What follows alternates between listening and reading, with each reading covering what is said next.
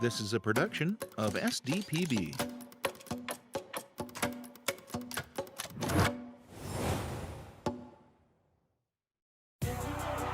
Touchdown!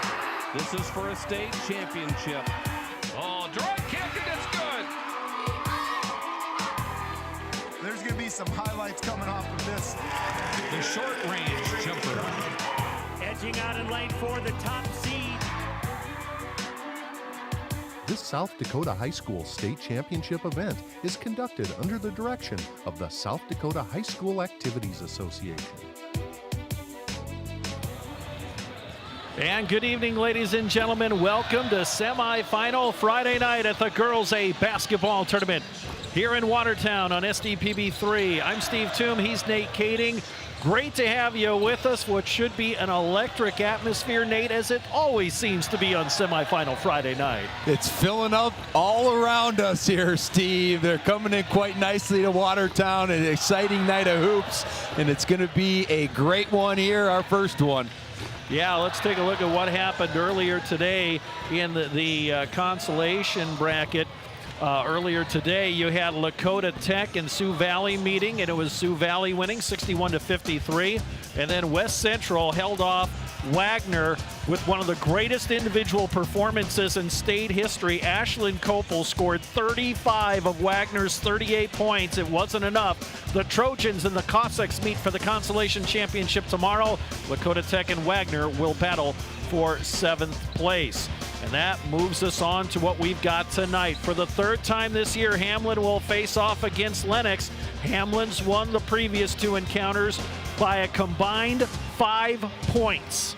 That could change tonight. Lennox is going to try to make it third time's the charm.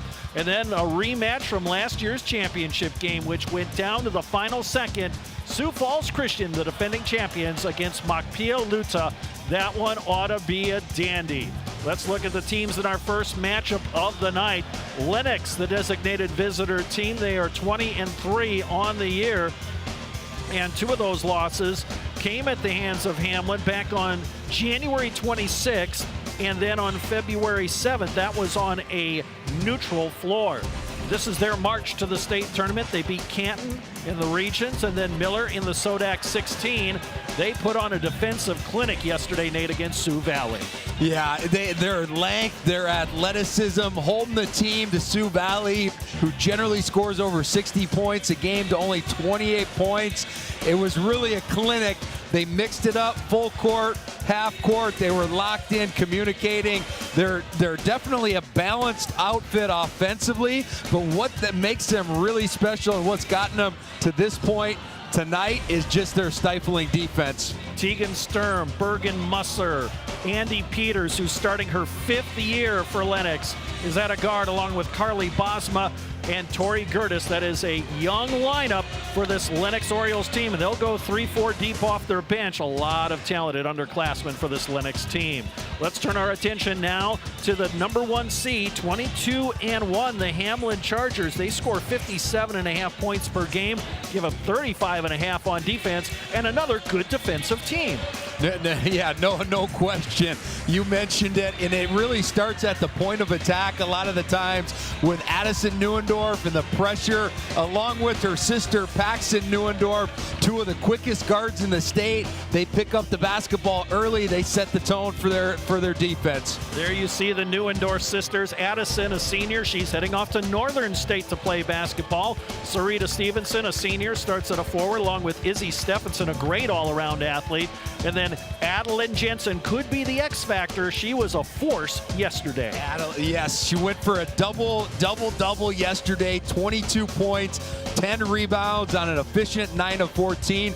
They were able to throw the ball inside to her. She can work back to the basket. She's a good finisher around there. She will certainly be a key in tonight's matchup. Yep, and then Addison Neuendorf, 16 points, 8 rebounds. She also averages over 5 assists per game, one of the best point guards in the state. This ought to be a dandy of a matchup. The last 2, well, 59-57, 45-42. Hamlin prevailed in both contests. Let's see what happens tonight. Let's turn it over now to our public address announcer for the pregame ceremonies, Mr. Ryan Neal.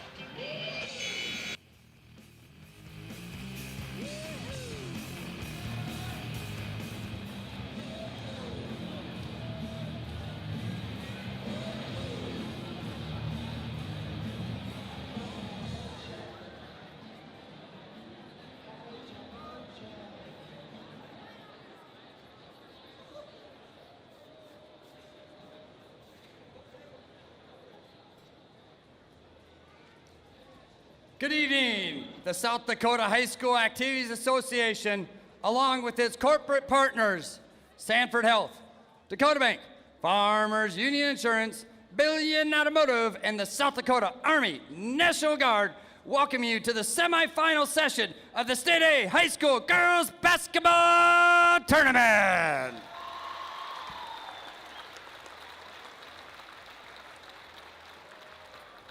This tournament is being conducted under the guidance and regulation of the South Dakota High School Activities Association for the enjoyment and benefit of high school students. Good sportsmanship is essential for the success of these programs. We hope you will enjoy the games and support your athletes in a positive and sportsmanlike manner. Ladies and gentlemen, at this time, will you please stand as we honor America? We are proud to present Makpil Luta immersion students. They will sing the Lakota flag song, which is a musical composition dedicated to honoring the American flag. Following the completion of the Lakota flag song, please remain standing for the national anthem. The national anthem will be sung by Gabby Gable from Gettysburg under the direction of Kurtina Smith. We would like to remind all in attendance that the proper respect is to face the flag, remove your hat or cap, and stand at attention with your right hand over your heart. Veterans and active duty military not in uniform may also salute the flag. Ladies and gentlemen, the Lakota flag song followed by the national anthem.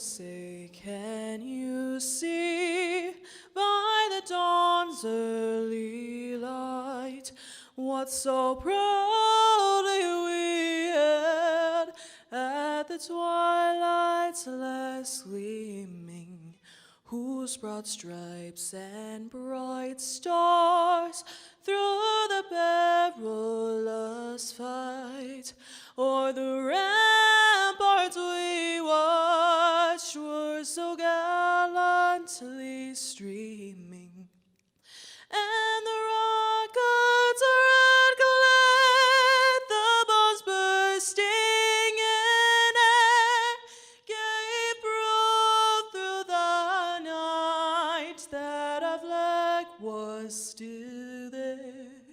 Oh, say does that star-spangled banner yet wave o'er the land of the free and the home of the brave?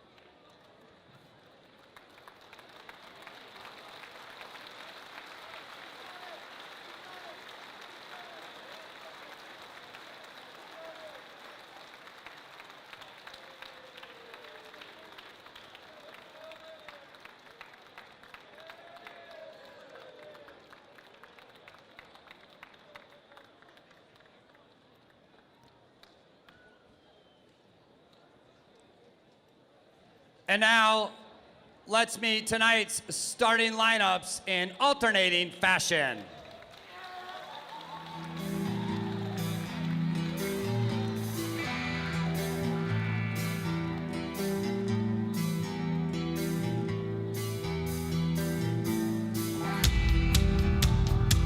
At one guard for the Orioles, 5'10", and a sophomore, number 3, Tegan Sturrow. At one guard for the Chargers, 5'6", and a senior, number 3, Eddie Nuno. At forward for the Orioles, 5'11", and a freshman, number 12, Bergen Musser. For forward at Hamlin, 5'8", and a senior, number 5, Sarita Stevenson. At guard for the Orioles, 5'3", and a senior, number 24, Andy Peters. At guard for Hamlin, 5'5", and a freshman, number 10, Paxton Nuno. At forward for the Orioles, 5'11", and a junior, number 30, Carly Basma. At forward for Hamlin, 5'8", and a junior, number 12, Izzy Stephenson. At forward for the Orioles, 5'11", and a freshman, number 33, Tori Gerdes. At forward for Hamlin, 6 foot and a sophomore, number 32, Eddie Jensen. Assistant coaches for Lennox, Paul McVeigh, Craig Pearson. Assistant coach for Hamlin, Jamie Neundorf, Ellie Stevenson, and Riley Seeds. Head coach of the Orioles, Mr. Adam Quayle, and head coach of the Chargers, Mr. Tim Coisty.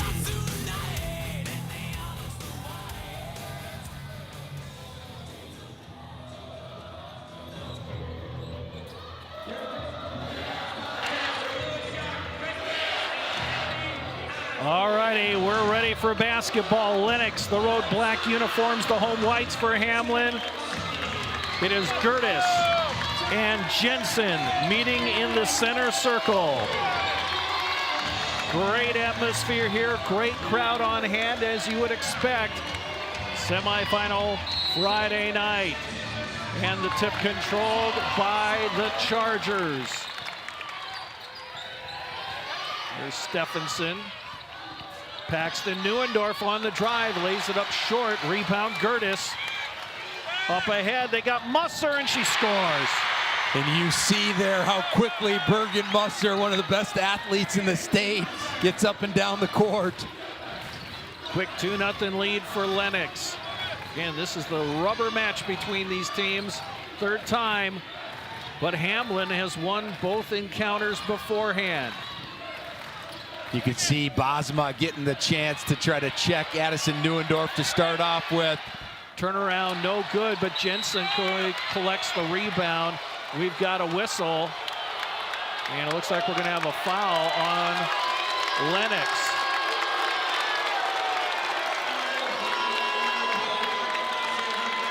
I think they got Bergen Musser there as her and Jensen were trying to fight for that rebound. First foul of the game, not in the act of shooting. Neuendorf plays it into Stephenson. Gets it back. There's a block. Numbers for Lennox. Sturm brings it up. Has to give way to Peters, a great three-point shooter, over 1,000 points in her career for number 24. And Lennox works a lot of dribble drive motion in the half court, try to get into different brush cuts. Hamlin's going to try to play personnel as much as they can. Sturm got bottled up.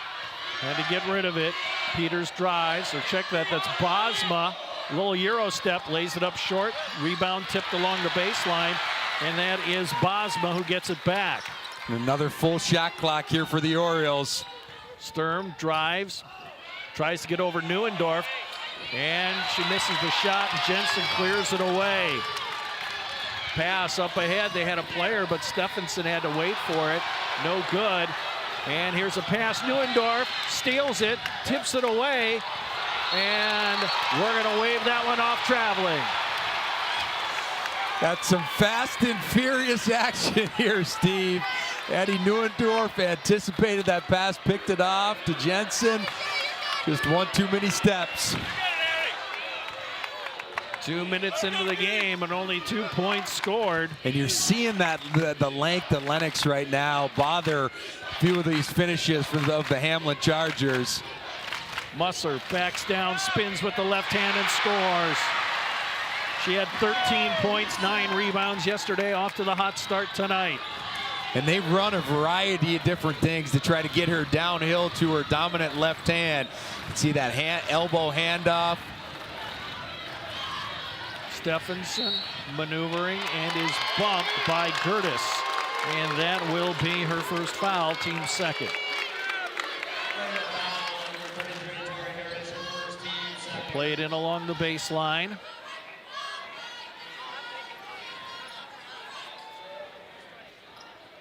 We'll throw it out to Jensen. That's Stevenson on the drive and scores. It's a nice aggressive take there by Stevenson. She was relatively quiet yesterday, only ended up with 3 points in the quarterfinal game. But she did have 9 rebounds yesterday.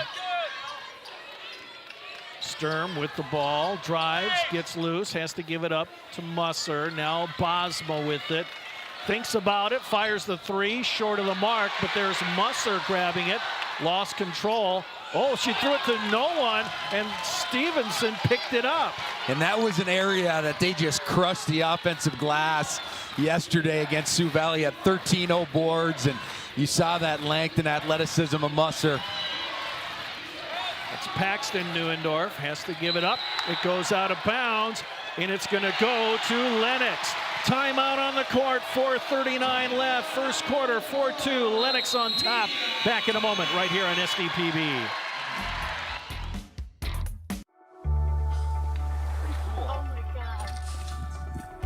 We aren't meant to be still.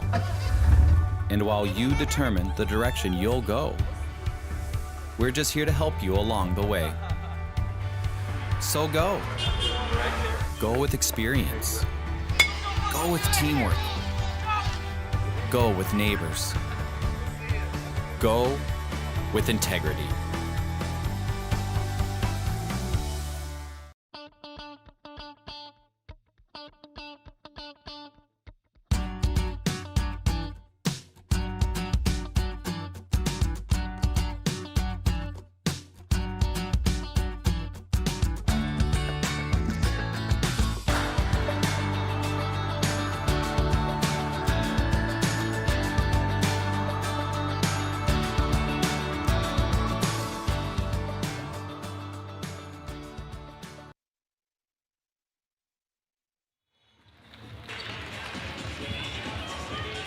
Welcome back to the Watertown Civic Arena. 4-2 Lennox early on. And you can see Lennox will mix up the dribble drive and some Euro ball screen action amongst the different sets that they'll run. Peters with the ball, working against the freshman and Paxton Neuendorf. Musser backs down, throws it outside. Bosma short on the 3. It's an air ball. And then who's it off of? It's off of Addison Neuendorf. It will stay with Lennox. 13 on the shot clock. That never touched the rim. Trying to go inside. They'll have to throw it outside. Peters, quick release. 3, no good. Rebound, Paxton Neuendorf. Looking for her big sister. And Lennox will take some opportunistic traps, even off defensive rebounds. And you're seeing right now, Hamlin's handling that pressure, and that was something that Sioux Valley really struggled with even in the full court. Oh, almost a steal there. Players tumble along the baseline. Jensen runs into trouble, has to give it up. Paxton Neuendorf throws it up, no good. There's a rebound, kicked outside. Stephenson throws it outside. And we got a foul along the baseline. That'll be the second one on Gertis, I believe. Yep.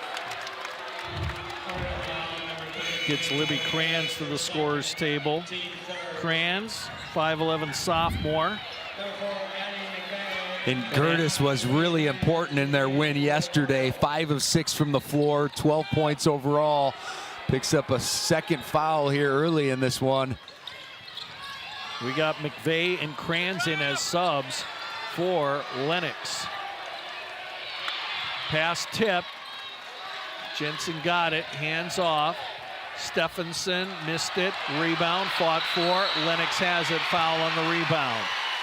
Can see the physicality that this Lennox team plays with defensively, whether it's on the ball or whether it's contesting shots around the rim.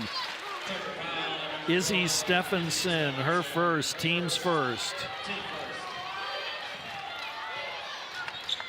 And Hamlin's just going to settle back their half-court defense. This is where they get into the wing ball screen action. Yep, and then they're going to get Musser with the second one. She wasn't quite set on that ball screen. And that's an important foul for Musser. That's her second as well, and that's going to get Olivia Niederbaumer up off the bench, the big 6'5" junior. So the two top scorers from yesterday for Lennox, they're in foul trouble because Musser had 13, Gertis had 12, but they're on the bench. And Coach Quayle is switching back, wants him in a little 2-3 zone here, especially with Niederbaumer checking into the game. Yep, she'll anchor that 2-3 zone. Pass, fought for, and we're going to have a jump ball, possession arrow Lennox. Yeah, and both teams right now, as you'd expect in a game of this magnitude, trying to settle themselves in offensively. Hamlin only 1 of 7 from the floor. Lennox 2 of 7. McVeigh brings it up, hands off. Bosma has the open lane, but laid it up short. Tip to the outside. Neuendorf has it. Addison has to back it out. Didn't have the numbers.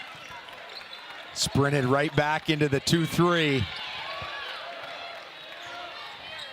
There's Paxton Neuendorf with it. Jensen got triple teamed. You can see they really try to play angles as Neuendorf steps back and drills her first shot of the game, or second shot, excuse me. First three-point attempt.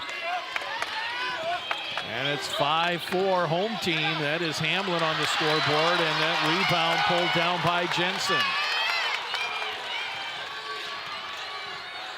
Neuendorf will call out the play, now directing traffic, shifting players into position. Yeah, and anytime you're trying to attack, they set that diagonal screen. Gonna get McVeigh with the foul. Addie McVeigh, her first, team's 5th. I was saying, anytime the zone attack, you want to be looking at those high post areas in the low post, and that's actually going to be Lennox. Yeah, as you mentioned, Steve, their 5th foul, so Addie Neuendorf going to the foul line. 90% free throw shooter on the season. She averages 16.5 points, 4 rebounds per contest. Also 5.5 assists. She's their absolute floor general out there, whether it's offensively, whether it's defensively, whether it's leadership-wise. She's a player, been there, done that, because she was the starting point guard as a freshman when Hamlin won the state championship in this building. And Lennox, after getting a couple early baskets, are one of their last 8 from the floor. Travel of a call. Peters took an extra step. She taps her chest saying, "My bad." Lennox got off to the hot start, but it's a 5-0 run here by Hamlin. Scoring drought of 3 minutes, 51 seconds for Lennox. They're going to drop back in that 2-3 zone. Throw it into Jensen, working against Niederbaumer. Reverse layup off the mark.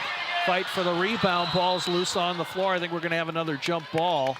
If so, the possession arrow favors the Chargers. And they've gotten Jensen a few touches inside. She hasn't been able to convert thus far. She was gigantic in their game yesterday. 22 and 10, 9 of 14 from the floor. A little bit different length that she's seeing from this Lennox team versus Lakota Tech. They'll throw it in to Stephenson. Swinging around to Stevenson. Coming up on the 1 minute mark. Here's a three, good. And as you mentioned, Steve, she's been in these big games before and she looks pretty comfortable out there right now. Kranz with the ball. Bosma trying to drive, has an opening, throws it up off the window, too strong, but there's Niederbaumer, puts it up again, and finally she gets it. That's just too tall. Stuck with the play right there, Olivia Niederbaumer finally gets the third chance. Ball was loose on the floor for a moment. Here's another three, no good this time. And the ball tipped into the stands, and it's going to stay with Hamlin. Shot clock is off with 20 seconds. You'd expect them to probably get it in and hold for one unless they have something really sweet coming off this underneath out of bounds. Addison Neuendorf to trigger, directing traffic, throws it outside. So Stephenson gets it back, doesn't have a shot in the corner. They've got time, still 14 seconds.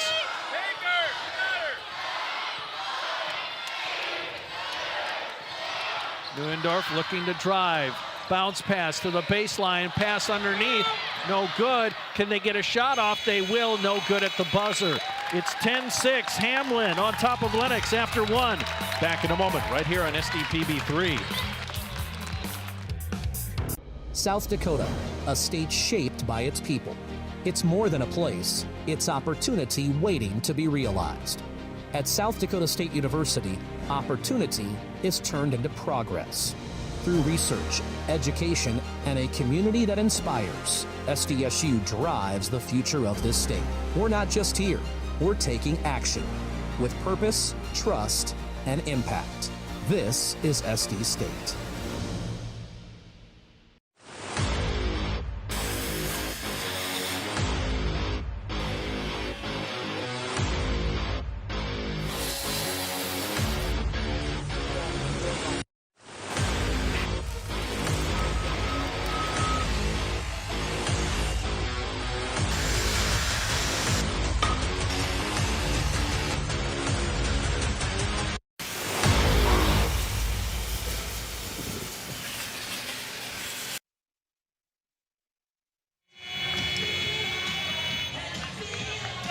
Getting a look at some of the fans here in Watertown. That's the Hamlin cheering section, I believe. As we've got a good one going. Third time this year, Lennox and Hamlin have met. Hamlin's won the previous two encounters during the regular season. Lennox down by 4. They'll start the period with the basketball. And Hamlin has just rode this starting lineup all the way into the second quarter. Have not played any of their bench yet, and that's why it's important for them to stay out of foul trouble because they're not as deep as this Lennox team. Musser back into the game with the 2 fouls, but travels there. Turnover for Lennox. Teams shooting pretty similarly. 3 of 11 for Hamlin, 3 of 13 for Lennox after one period of play. You can see Lennox sticking with this 2-3 zone. Try to protect a little foul trouble. Neuendorf thought about the 3. Finds the open shooter. It's a 3, no good, but the weak side rebound to Stevenson. She's bottled up in the corner and has to give it away to Jensen. Now here's Addison Neuendorf, short on the 3, and McVeigh gets the rebound. Musser down the lane, puts it up too strong. Jensen another rebound. She just has a nose for the basketball. Go all the way, Paxton Neuendorf, and Niederbaumer gets the rebound. Now Sturm on the move. Yeah, Neuendorf got exactly where you'd want to get to right there. Just couldn't convert that finish, and Sturm's got an open look. Nobody on the weak side for the rebound as Stevenson collects it. Down underneath, and Jensen scores. That was great vision right there, and Jensen just beat Niederbaumer up and down the floor. And we've talked about Musser and Gertis' ability to run, but Jensen can certainly do so herself. Niederbaumer gonna turn on Jensen and puts it up off the window. It's a nice finish right there. Doesn't need to be much when you got the size of Niederbaumer. Just caught, turned to that strong left shoulder of hers. Jensen hit the deck hard, as that was Sturm trying to make the interception. Collects the foul, her first, team's first. And finally, Hamlin going to the bench. Stevenson out and Ava Taschner in. She is a sophomore. Where's number 1? Tried setting a little pin in there for Addison Neuendorf. Covered up well by the Orioles.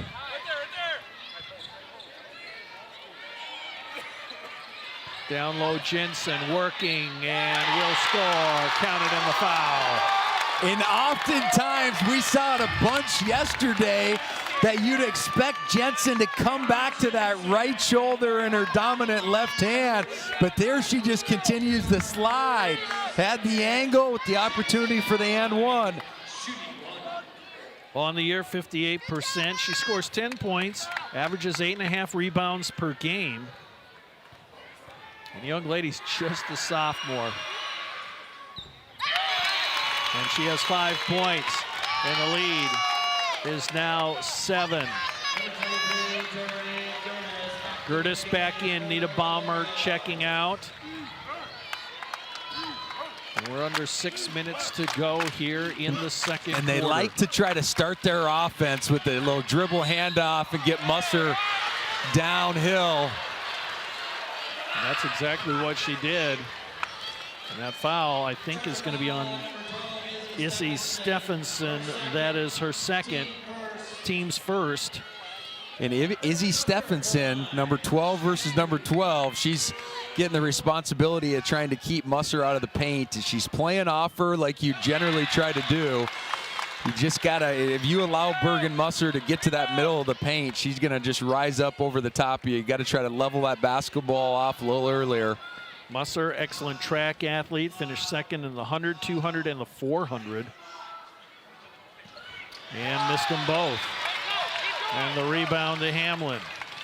Taschner. Yeah, and it's just much different with the ball handling ability of Addie Neuendorf and these guards that Hamlin has. They're handling this pressure pretty well. A little bit different defensive look right now. A little 1-3-1 and right on cue. That's Musser, and she outraces everyone to get the bucket. Give her 6.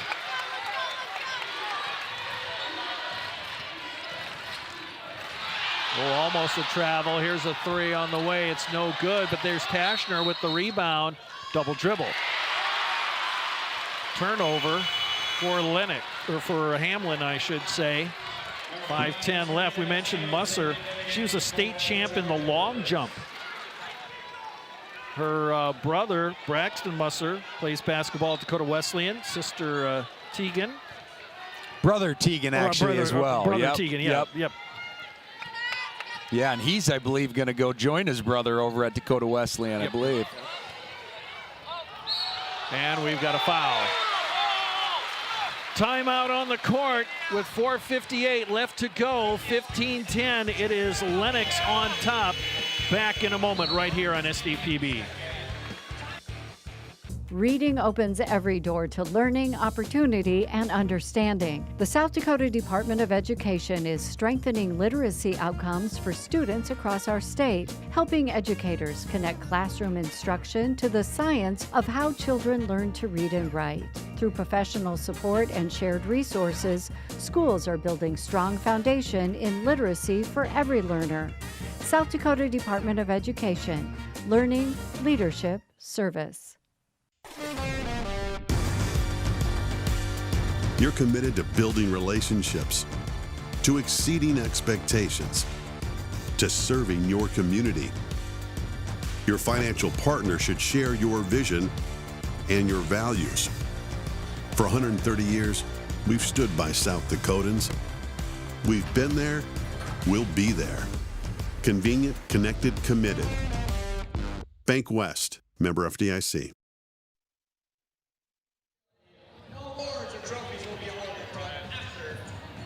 15-10, Hamlin on top of Lennox here in quarter number 2. The first semifinal of 2 coming your way. And we look at this Lennox lineup, so many underclassmen that make big contributions to this team. I think they only got like 3 seniors on the entire roster for Lennox. So this is a team that's going to be loaded for the next few years. Yeah, loaded for the next few years for sure. And they've done a great job of just building youth infrastructure down there as well. So get used to seeing them at the state tournament. Pass is tipped, but it's tracked down by Musser. Sturm will run the show. She didn't play last year due to injuries. They got Andy Peters, yeah, elevator screen. That was nice execution. Boy, that was halfway down and bounced out. Kind of Hamlin fans are going, whew, after that one. We have a kickball. It'll stay with Hamlin. And ever since the Lennox Orioles switched to this more of this 1-3-1 alignment with Bergen Musser up top, it's put a little bit more heat on this Hamlin team and caused some issues. Yeah, when you got a speedy player with the length of Musser at the top of any zone that's going to apply pressure, that ball's tipped out of bounds. That's a scary defense to go against. Yeah, no question. You want to try to be able to have kind of a 2-guard front or be able to move the ball quickly past that point defender. 17 on the shot clock. Addison Neuendorf gets it back quickly after she threw it in. And a rare mistake by Addison Neuendorf. Turnover, Hamlin. And that was a great job by Tegan Sturm of clogging that gap up. If she wouldn't have been there, Neuendorf was getting downhill with that left hand. All right, Musser with the ball. Drives into the lane, puts it up short, but there's Gertis. Has to pull it back down, and then she's blocked, but a foul. You can see the replay right here. Gertis getting the offensive rebound, and Jensen just initially had her hands down, and actually by the point of the contact, she was pretty vertical, but initially she broke that plane of verticality. First foul on Adeline Jensen as Gertis connects on the free throw. Did not score at all in the first quarter. Got in foul trouble right away, but connects on both of those. Cuts the lead to 3 points. Yeah, and after talking about how Hamlin was doing a nice job handling the ball and taking care of it, 3 turnovers here in their last few possessions. And the ball's loose on the floor. There's a scramble for it. And we're going to have a jump ball. Possession arrow, Hamlin.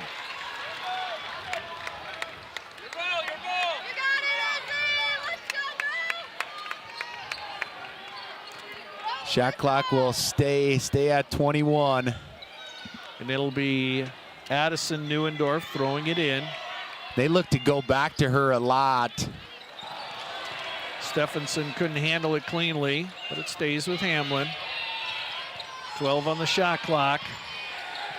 Open shooter in the corner, and we're going to have a whistle, and we're going to have a foul, and it's going to be against Lennox. I think they got Gertis with her 3rd right there, I believe, trying to fight through that in screen. Yeah, and that's a huge one with 3:41 left. 3rd foul for Tori Gertis, the 5'11" freshman.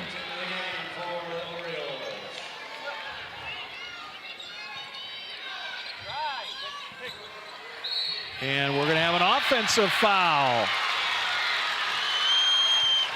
It might be on Paxton Neuendorf. Yeah, it is. Yeah, she was trying to set that pin in for the inbounder there, and yeah, just stuck that hip out. That's an easy one right in front of the official. Yep, that'll get called all day long. Get the ball back. Coming up on 3.5 minutes.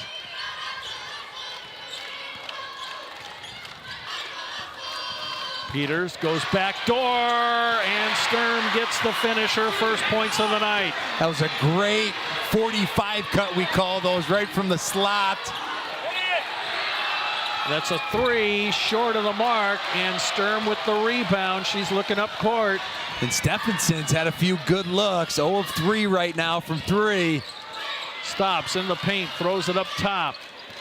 Nothing there for McVeigh, looking to hand off. Kranz with the ball. McVeigh on the drive, gets a step and scores. It's a nice just rip away from where that pass came to, from space right there, and nice left-handed finish. Neuendorf had it tipped away by Musser. Orioles on an 8-0 run. I believe Coach Coisty wanted a timeout. Yep, timeout Hamlin, 30-second timeout. Take a look at that last drive. Oh, this was, yeah, that's McVeigh with the nice left-handed finish. Yeah, and that's good basketball, and I was talking about it. You want to rip away. Oftentimes you don't want to take that ball back to where it just came from. Rip right away from that pass, had that open lane line drive, and the nice finish through contact. You know, you can follow SDPB Sports on your mobile device all season long. Check us out on Facebook, Twitter, and Instagram, and be sure to browse all our action and award photos by searching SDPB on Flickr. Tell us where you're watching us from, read some of our great stories, and enjoy the videos featuring the teams, the players, and the coaches here in South Dakota. Got so many stories that we have told this year. We do that every year with the various sports and the fine arts as well. And it is a pleasure and an honor to bring you these stories of these amazing young people here in South Dakota. No question, Steve, no question. And in terms of the game here, Coach Coisty really needs to settle the group down. They've struggled getting many good things against this 1-3-1. Got to make sure that you got the right spacing, right alignment. Jensen can't make anything happen, but Paxton Neuendorf is short on the 3. Battle for the rebound, and Kranz wins that battle for Lennox. And that's exactly what you'd want off that, a high post touch and a kick out, and can't ever complain with a feet set wide open 3. Well, Sturm mishandled it, but corrals it. Wants to go into the paint, tries to go backdoor to Musser. She pulls it away from Jensen. Will it count? Yes, it will! And that was a nice circle under on that middle drive. Started on the right block, circled under, ripped that pass away from Jensen, and a chance to make this a 4-point game. What a play by Bergen Musser. Addie Jensen, her second foul. Team 5th. And Musser 0 of 2 today on the season, 59%. And the old-fashioned three-point play. Subs come in. Musser's going to get a break. And here comes Carly Bosma in.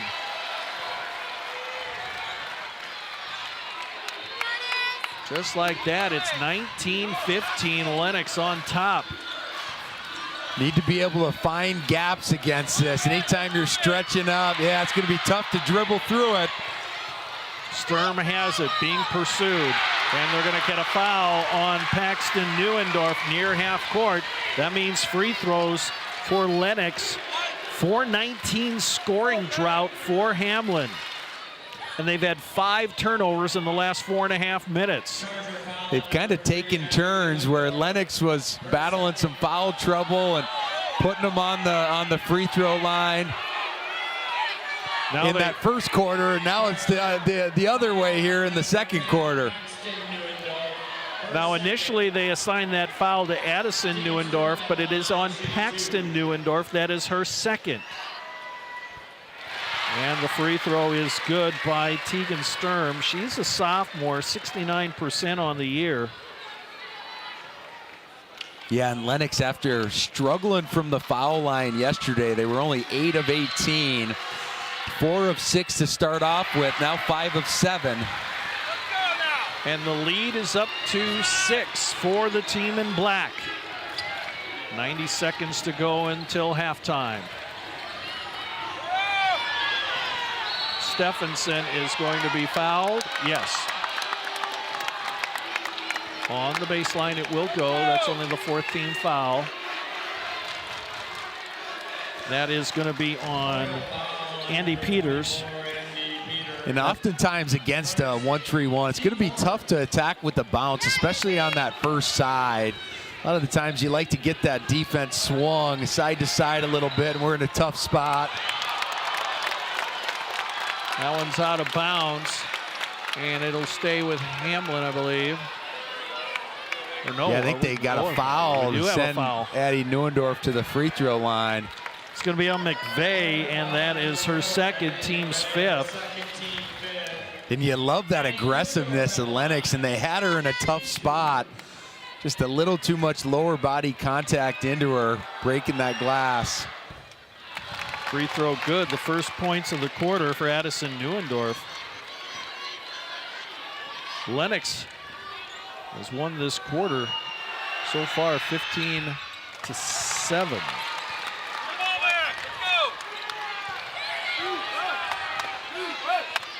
But it's a 4-point lead for Lennox as they attack.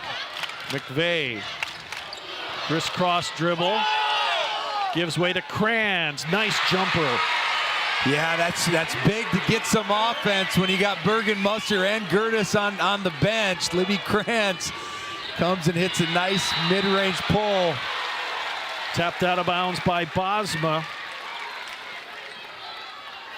This Lennox team balanced attack, and now they didn't get any bench points yesterday, but they're getting bench points today. Under a minute to go.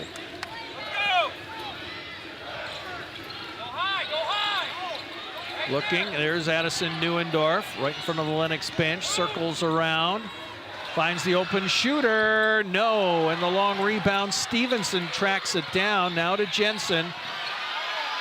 She's bottled up along the baseline, and it's taken away by Bosma. Shot clock and game clock practically identical. They'll pass underneath. Kranz puts it up. No good. She wanted the foul. Rebound Jensen. Paxton Neuendorf gives to sister Addison. She's yeah, she thought about it for a second there and gonna pull it out.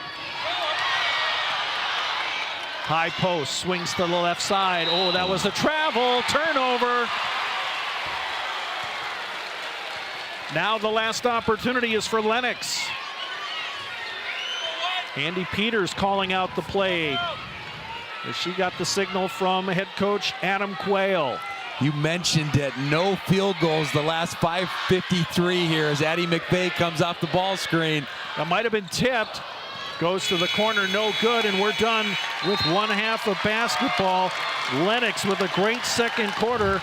They lead 23-17. Back in a moment right here, SDPB.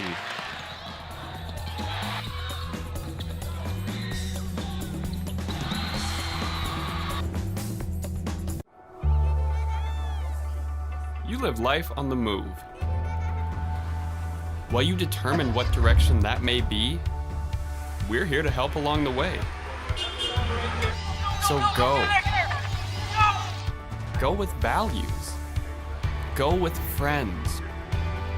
Go with support. Go with convenience.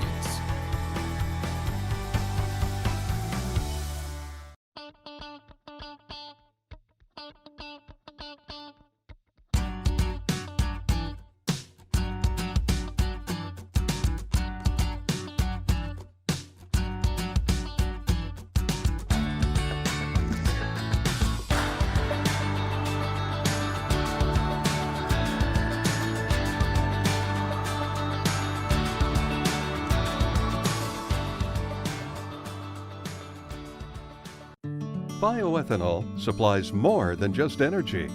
It creates jobs in rural communities.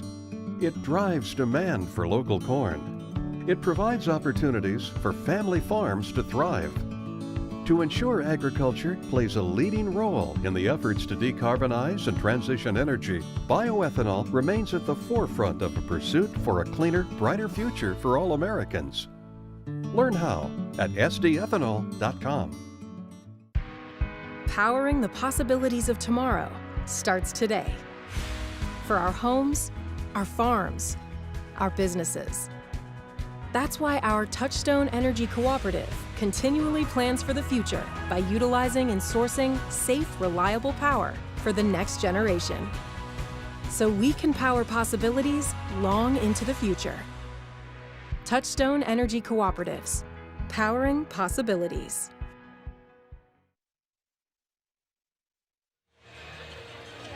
Halftime here of our first semifinal game of the night. Lennox coming from behind is leading at the break 23-17 over Hamlin. This season, a young lady for Dual High School wore multiple hats when it came to basketball. Camden Peter Rhines, a junior for the Cardinals, spends most doubleheaders playing varsity on the girls squad and then jumping up to the announcer booth to help with the call for the boys game. She's a true dual threat. Camden Peter Rhines was born to be a basketball player. I love the game of basketball, honestly, for the love of the game. Ever since I was little, it's kind of just been like a family thing. So that's been really cool, sharing that opportunity with my dad and my grandpa also before, just kind of been a big basketball family, and just playing is something I really enjoy. Her joy of the game of basketball doesn't just fall to her playing on the court. Peter Rhines, she's up to 4 points on the night. It also includes calling the action as a play-by-play announcer for the Dual Cardinals. Hello, ladies and gentlemen, and welcome back to the Cardinal Gymnasium. Tonight, your Dual Cardinals are taking on the Sioux Valley Cossacks. So Mr. Mack asked me to announce, it was a C volleyball game, I believe, my freshman year. And it was a cool opportunity, and I kind of, was a little lax, but last year I really started getting big into announcing, going up after my games. It's just something that flowed naturally for me. I got up there, put on the mic, and I just kind of didn't really think about anything, just said what was happening, and it came really naturally because I know a lot of the players on the court and from the opposing teams as well. Winter attacks, and he wants the jumper, and that's going to roll right in, putting the Cardinals on the board here tonight. Camden she seems like she's naturally gifted in about anything that I've seen her do, whether it be academically, but especially I would say communication is where her foundation really is. She has a great knowledge of basketball, and she's confident. And that's a big part of being an announcer, is being confident and trusting your instincts. Over to Rusink, down low, nice pass, and one finish. Nice pass there by Rusink, and Sapp is just able to finish those. With the vast majority of Dual Cardinal games being doubleheaders, Camden has a busy schedule on game days. I get through the school day, and then after the game, go into the gym, and I watch the JV girls, kind of, prepping, cheering for them, sitting on the bench, helping them out. And then after that, during the JV boys, kind of gets ready for the varsity game, because a lot of our games are double headers. So that's kind of the time to prepare, get dressed, and then start shooting in the other gym, just trying to get in the right mindset. And then obviously gonna play the varsity game. And then after that, it's a talk in the locker room, and then it's a pretty quick change to get up and get on the call and start with the starting lineups. That is if Camden's head coach, her dad John, gets her out the door on time. We're honestly so into the game that, we want to make sure we have closure to the game itself. If it was a win, we're celebrating. If it was a loss, we're learning. And I honestly have to be reminded that, hey, it's time to come up to the booth, because I do get kind of wrapped up into the game itself. Or with the microphone, you can bet Camden is going to be around the game of basketball. The opportunity for me to almost share my gift with others and have other people, be able to listen, because I know I really enjoy listening to basketball more than watching it without sound, is something that's really cool, and I'm glad that I'm able to share that with others. Make sure to tune in to Cardinals Live, and we'll catch you next time. That story was part of this year's Tales from the Hardwood Show. To see the entire program, visit sdpb.org/basketball. Here it is 23-17. It is Lennox on top of Hamlin. We'll take a break, come back, have stats and highlights from the first half right here on SDPB. What does primary care mean to us? At Sanford Health, it means being there when and where you need it most. It means building a relationship, because when a provider really knows you, they can deliver the best care for every aspect of your health and your life. So what does primary care mean for you? It means understanding your health for today and for where you're headed next. It means a lifetime of care for a lifetime of you. Creating a legacy means different things to everyone. For us, it's about family, watching my daughter follow in my footsteps, passing the farm onto her, and working side by side every day. It's about building something that lasts. Agtegra Cooperative has been by our side through it all, supporting us from one generation to the next. Agtegra Cooperative, legacy rich, future focused for generations to come. For over 55 years, Muth Electric has been powering progress across the Midwest. Our team of professionals deliver electrical solutions with innovation and safety at the core. We work with purpose, knowing that each project contributes to something bigger. Muth Electric, a partner in building a brighter future since 1970.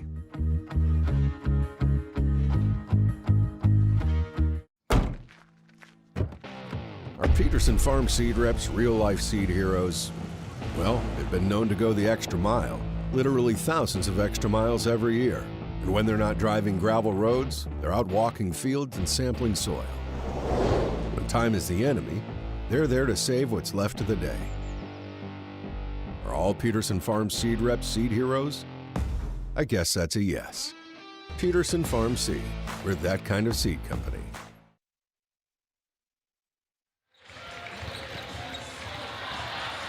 The Orioles lead the Chargers 23-17 here at the break. Along with Nate Kading, I'm Steve Toom. Let's check out some of the highlights from the first half. It was Hamlin getting off to an early lead. Lennox running the floor very well.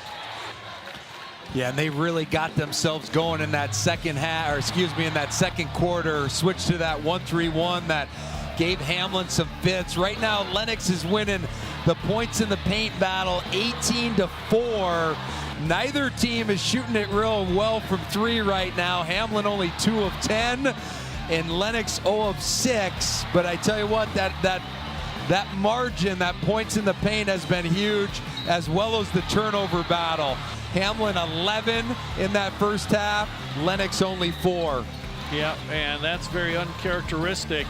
But that Lennox pressure, just tough to deal with. We saw that yesterday when they really handcuffed Sioux Valley, and there you see McVeigh on the drive. Musser, this was just total effort, getting the harm and the hoop and the harm, I should say, as Lennox shooting 33% from the floor, Hamlin 25%. 2 of 10 on three-pointers for Hamlin, 0 of 6 for the Orioles. But points off turnovers, 8-0 advantage, Lennox. And we're ready for the second half of basketball. And Hamlin's gonna need, and Lennox is probably gonna stick with this zone. They're gonna need to knock down some open shots against it. They had a few quality looks and weren't able to convert. Addison Neuendorf leading with 10 points for her team. Bergen Musser 9 points leading the way for Lennox. Only 3 players have scored for Hamlin so far. As Sturm drives, counted in the foul. Give her 6 points. 6 different players have scored for Lennox. And they cleared out that side of the court. Had 4 players on the left, and she had that whole side to attack to that strong hand. And that foul on Addison Neuendorf is her second. And the old-fashioned three-point play works for Lennox. They've opened up a 9-point lead. So now we're seeing another defensive look. More of a packed-in 1-2-2. 3 on the way, no good. Long rebound tip. Nice play by Peters. Tipped it away from the Hamlin player and to a part of the court where she could corral it. Up travel, turnover, Lennox.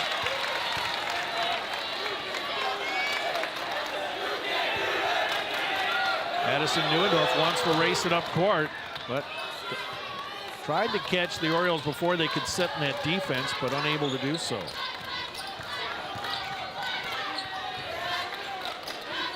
Yeah, it's just beyond Addie Neuendorf, who had 10 in that first half. Points have been hard to come by, and you're not super surprised to see it. This Lennox team is the same group that held Sioux Valley to 28, a team that averaged over 60 a game, and now this Hamlin team, who averages right around 58 a game, was held to 17 in that first half. They throw it to the corner, and Paxton Neuendorf hits the three. That was a big three, big confidence builder for Hamlin. They badly needed one to go down. For Paxton Neuendorf, her first points of the night. Backdoor cut, bounce pass underneath, counted in the foul. And I think they're going to get Izzy Stephenson with her third foul. Yep, indeed, and that means Tim Cloistes may have to go to his bench here. Again, Hamlin does not go very deep. Lennox does. The free throw is good. She's got 5 points. That was her first field goal of the night. The lead is 9 for Lennox. Jensen. Oh, she put it on the ground. Jump ball. Possession arrow, Hamlin. Yeah, when you immediately get your touch in there, if you're Adeline Jensen, you want to chin, you want to check the middle, see what's going on, because they're coming to dig down hard right on her catch. So when that happens, you got shooters, you got kickouts. Neuendorf up top, wants the screen from Jensen. Chased by Bosma to the corner. Along that baseline, tipped around in the paint, controlled by Musser. She'll get it back. Gives it up to the corner. The drive, Bosma cut off by Stevenson. A little Euro step. Got her own rebound, but she's far under the basket. Sturm is fouled. It's going to be Addison Neuendorf's third foul. And good things are happening right now with Lennox with their off-ball cuts. There you see another one. That drop off the possession before was all set up by that corner back cut. So not only are they trying to drive to their areas, their drop points, but when they do drive that thing, they're always getting those off-ball cuts. So you have Addison Neuendorf and Izzy Stephenson, two of the top scorers, both with 3 fouls. That one short, tipped around a couple of times. Stephenson clears it away, but no movement from the bench for Hamlin. They're going to stick with their lineup as is. Trying to find that open shooter on the perimeter. Stephenson's had some looks. So is Paxton Neuendorf. Pass tip. Musser foul. Paxton Neuendorf. And that's going to be her third foul. 3 starters now for Hamlin with 3 fouls, and we got 5:43 left to go in quarter number 3. And Hamlin wants to talk it over. They call a timeout. Full timeout called by Hamlin. And you're seeing the difference right now against this length of Lennox. The one thing we talked about, Addison Neuendorf, Paxton Neuendorf, how quick they are. Well, they're not the tallest people as well, so being able to make passes against this length, and you saw it right there with Paxton Neuendorf, she got to where you want to get to, but the length of Bergen Musser and be able to make passes around some of these Lennox defenders, it's a tall task. You know, 3 years ago when Hamlin won the title, they had a similar team. They didn't go to their bench very often. They was able to carry them to a state championship. Cammie Wadsworth on that team, along with a freshman, Addison Neuendorf. And they had a tough fight. They beat Wagner in the championship game.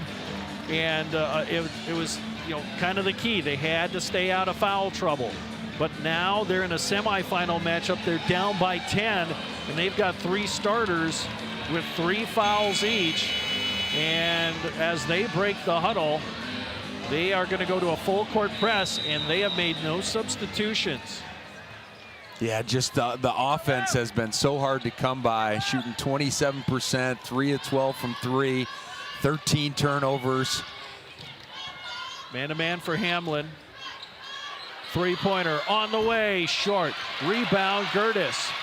Gives it back to Sturm. Good! And you force a stop initially, and then Tori Gertis, that activity on the glass, their 9th offensive rebound. They'll throw it outside. Neuendorf, a three. Yes, the big answer for Hamlin. Keeps the lead at 10.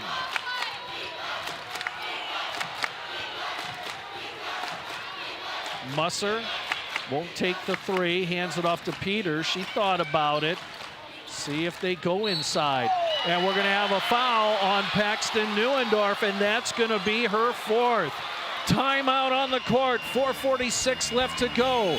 Third quarter of play, it's Lennox by 10. Back in a moment, right here on SDPB.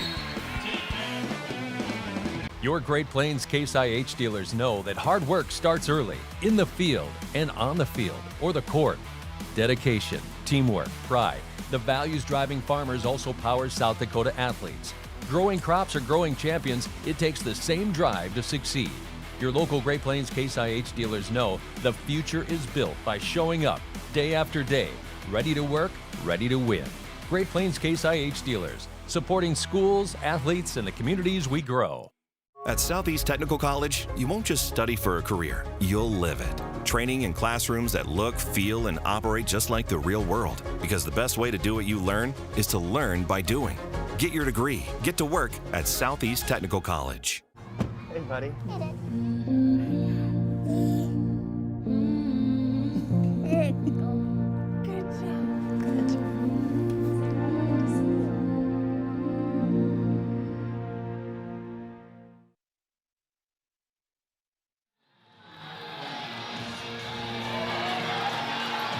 Get a look at some of the fans here as Lennox has opened up a 10-point edge on Hamlin. They've outscored them 10-6 here in the third quarter of play. I'm Steve Toom, he's Nate Kading, and the fouls are racking up now against Hamlin. Yeah, they got Paxton Neuendorf right there, her 4th on the drive, and Lennox naturally attacks your body with the dribble a lot, and they're just going to do it even more so now because they know they're on the brink and they know they're not the deepest team in the world. Free throw by Peters is good. Ava Tashner checking into the game. She's a sophomore. And this is, oh, go for it, Steve. Yeah, she averages 2.5 points and 1 rebound per game. And this is where, when people talk about in order to get to a state title or state championship, more often than not, it can help immensely to be able to go 7-8 bodies, because you get in some situations like this and you end up having to count on people. Neuendorf short, rebound corralled by McVeigh, and she'll bring it up court.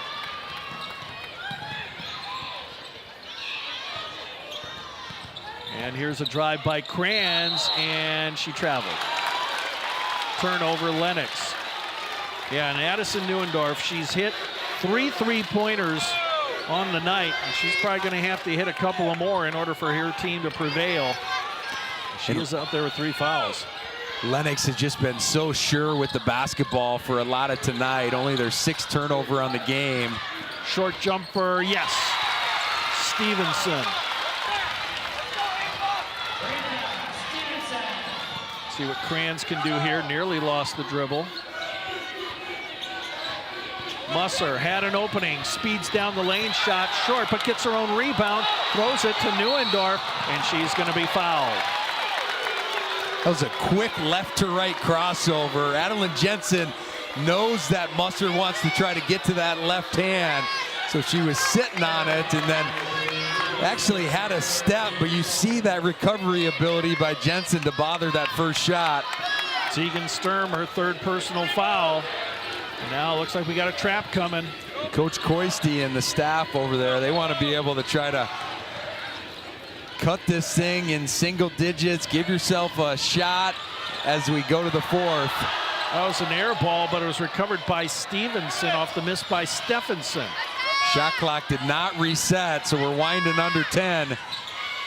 And it's thrown up and tipped away Thrown up off the backboard, no, but there's Jensen fighting, no. Rebound Hamlin, and they will reset.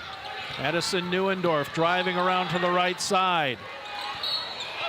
And we're gonna have a foul on Sturm, and that's gonna be her 4th. And she'll have to go to the bench. We had some fast and furious action right there. A couple loose balls, and somehow Hamlin wasn't the cleanest possession, but ended up drawing a foul.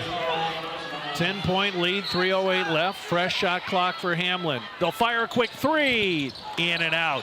Rebound pulled down by Andy Peters. Nobody's stopping the basketball right now. McVeigh fakes the 3. Bosma drives, shut off. Here's the cut. McVeigh is pushed. Foul, Hamlin. 2 free throws coming up. And those are the situations you'd love to see. Bosma gets cut off. Rather than just spacing outside the 3, they put pressure on the rim with those off the basketball cuts. Sarita Stevenson the foul, her first. McVeigh connects on the free throw. 50% on the year for her at the charity stripe. And you mentioned it, after getting 0 bench points yesterday. Kicking in, Niederbaumer 4, McVeigh 5, Libby Kranz with a bucket of her own. Getting some great production from those bench players. And that sometimes is the key in a close matchup. Is if you can get the bench. Tipped away, Musser ends up with it. 2-on-1, pass, McVeigh, got it.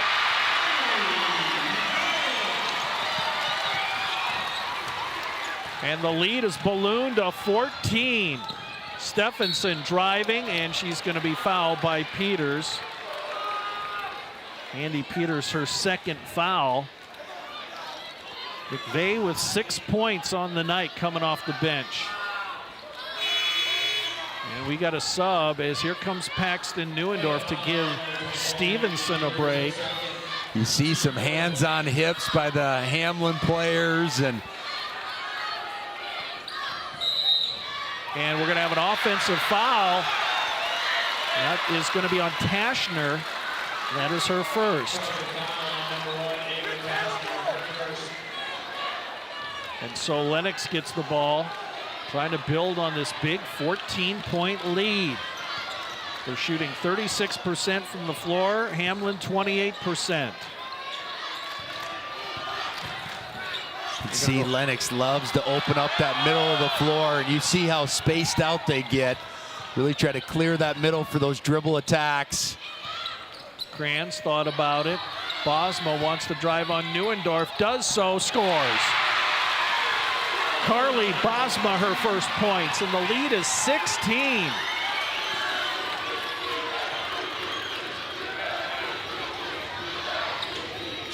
Hamlin just hasn't been able to really find any rhythm since Lennox switched to this 1-3-1. Paxton Neuendorf has it tipped away. Ball is loose, still loose. Musser has it, trying to run in on Neuendorf and scores. 11 for her. And that's the 15th turnover for Hamlin. Jensen, pass underneath, Stephenson scores. Her first points of the night. And that was a better job of Jensen right there, not immediately putting it on the deck. Saw that double team came, and quick pass over the top. Here's Peters with the ball. Crossover. Can't get anything, and down the lane. Oh, a shot missed by Kranz, hit the bottom of the backboard.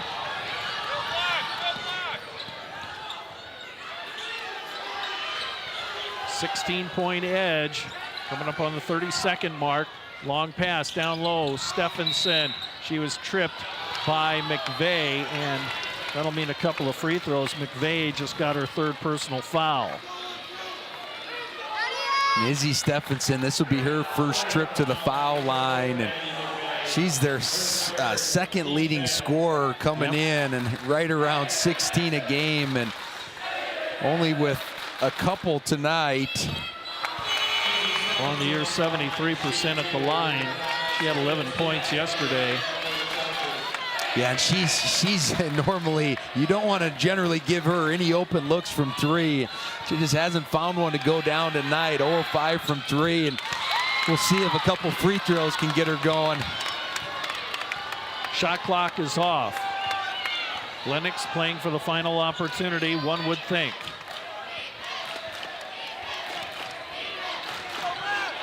McVeigh guarded by by Neuendorf, and a push on McVeigh. Or they're going to give it to Neuendorf. No, I think they got it on McVeigh. Yeah, going after that loose ball. I think he was just pointing at Neuendorf. She's going to be the shooter here on this other end. McVeigh got her fourth foul. Yeah, and that's the thing you always worry about as a coach when you're holding for one against some good ball pressure and a quick defender like Neuendorf. But she misses the free throw.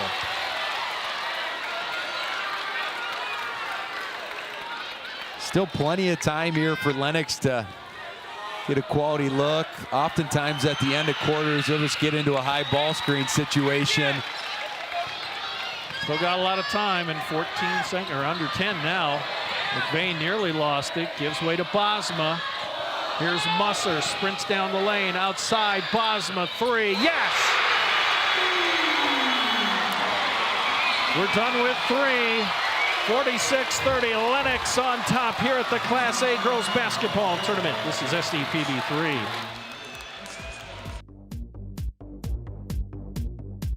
Is it the competition that keeps bringing you back? The long-standing rivalries? Or is it seeing friends again and cheering on your favorite team? At First Dakota, we're here for all of it. We appreciate the fans, the players, the coaches and officials, the concessions crew. The shared community experience is part of what makes life here great. And we're here for all of it. See you at the game. South Dakota, a state shaped by its people. It's more than a place, it's opportunity waiting to be realized. At South Dakota State University, opportunity is turned into progress. Through research, education, and a community that inspires, SDSU drives the future of this state. We're not just here, we're taking action with purpose, trust, and impact. This is SD State.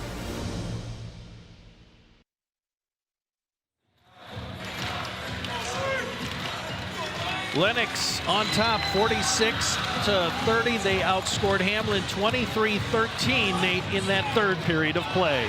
And they've really, since the 10-6 opening stanza that Hamlin won, they've been in control of this game, stretching it out to 17, and you felt like Hamlin was kind of chipping away, but that was a big three at the end of the quarter, and great execution for the Lennox team. Lennox has had 8 different players score tonight. Only the starters have scored for Hamlin. Underneath, no good.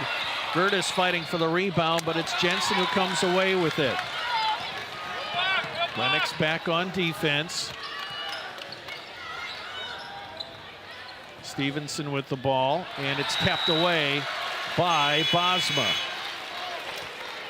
And you always get yourself thinking in these situations when you're down 16, there's still plenty of time, but that urgency level certainly gets heightened because every possession becomes very, very vital. Oh, almost over the head of Neuendorf. They'll go backdoor Jensen. Stephenson, three, no. Rebound fought for, and I think we're going to have a foul on Stevenson, I think. No, it's going to be on Lennox. Holding foul.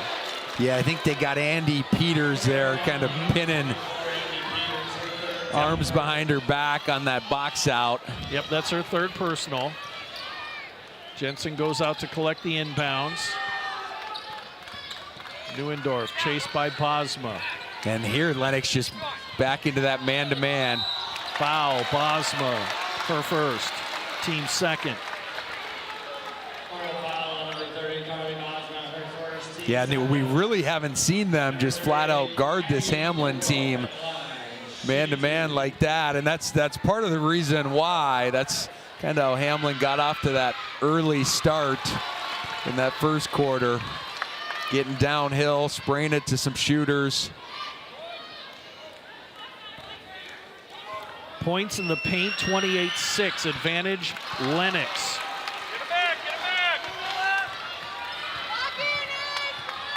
Sturm back into the game. She has 4 fouls. Picks up her dribble, in trouble, and a timeout has been called by Lennox to save the possession. With 6:55 left to go here, it is a full timeout. We'll step away for a moment. This is SDPB.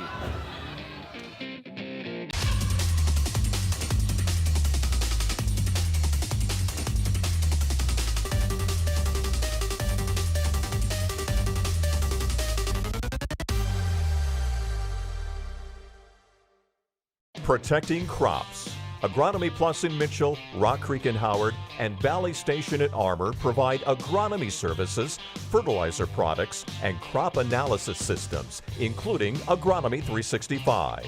This system helps manage your field's performance, supporting small-town communities while hiring and training local youth.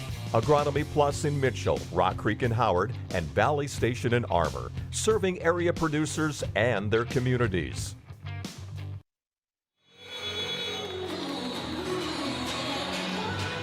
46-32, Lennox ahead of Hamlin along with Nate Kading. I'm Steve Toom, and Hamlin cranking up the pressure a little bit, but when you are not a deep team, Nate, and you got foul trouble, going to a very aggressive, say, trapping defense is a real gamble. Yeah, you're stuck in between a rock and what's it say? A rock and a hard plate or place? There you go. There you go. They'll throw it into Curtis, does Lennox, along the baseline. Peters has it. And there's Curtis underneath, scores. What a nice pass. We've seen that a couple of times when they're in those short corners or those dunker spots, what a lot of people call them. They move very well. Circle under, circle ups, as you saw right there. That one's off the mark by Neuendorf, and it will go out of bounds to Lennox. And Hamlin, after hitting a couple early threes, now only 4 of 18 from 3. And when those legs get tired, those three-pointers and those jump shots start falling short of the mark. Bosma gives way to Peters. She'll circle around. Gertis into the lane, had it blocked by Jensen. Neuendorf with the ball. Been tough for Hamlin to create up top. They pass it to the open shooter, Stephenson. Yes. And that was great ball movement right there. Jensen to Paxton Neuendorf. Swings it to Stephenson, who finally gets one to drop. Oh, almost a travel. We got a tie up here. And that will be a jump ball possession arrow, Hamlin. When you're in this situation for Hamlin, we say it about every game, the ability to create momentum and get multiple defensive stops in a row is just so important.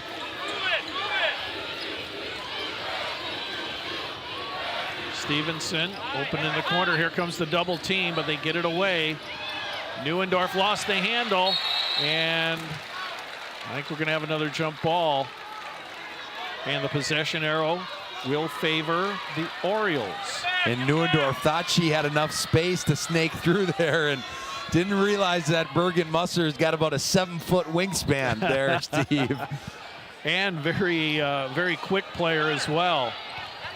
I did see a video of Coach Quayle, and Bergen Musser was going up there and grabbing the rim easily, getting about 4 or 5 inches above the rim, which you don't generally see too many women's players doing.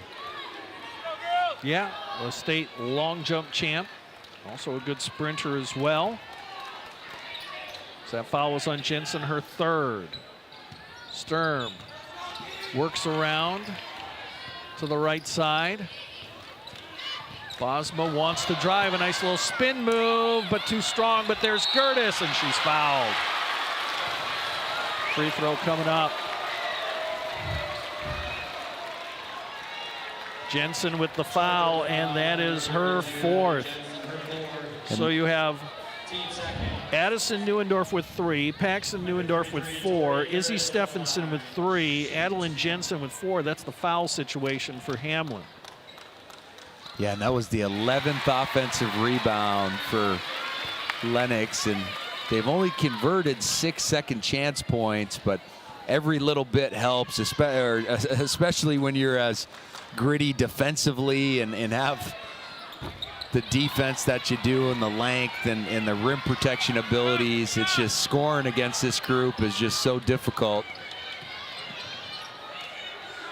Working around the perimeter. Swing it outside, Stephenson, another 3. That one rattles in and out, and Gertis alone for the rebound.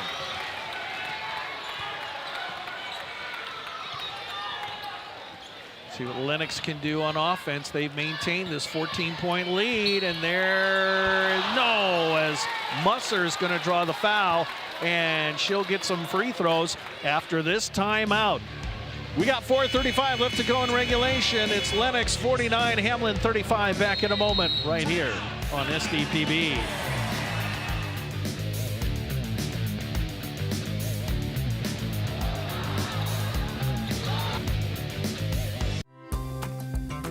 For your little ones and your biggest joys,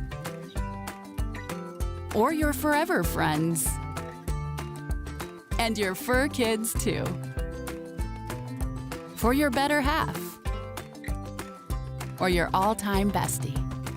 For the reasons you smile, there's coverage. With dental and vision insurance from Delta Dental of South Dakota and Delta Vision. SDPB brings you the South Dakota Boys State Basketball Tournament. You can catch all the action Thursday, March 19th through Saturday, March 21st. For more information, including the multiple ways to watch the games live, go to sdpb.org/basketball. Complete coverage of the South Dakota Boys State Basketball Tournament is brought to you by Dakota Bank and SD Corn.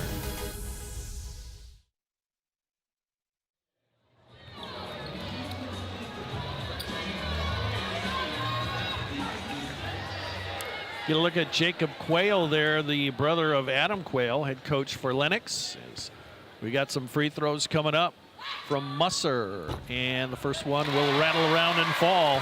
Jacob looked pretty confident right there, and it's a good feeling when your brother has his group up 15 here with 4:35 to play. You bet. State semifinal and a ticket to the championship game on the line. Gertis tracks it down, or check that, that's Sturm. And another opportunity here for Lennox. They can burn some clock here and add to their lead, up by 15.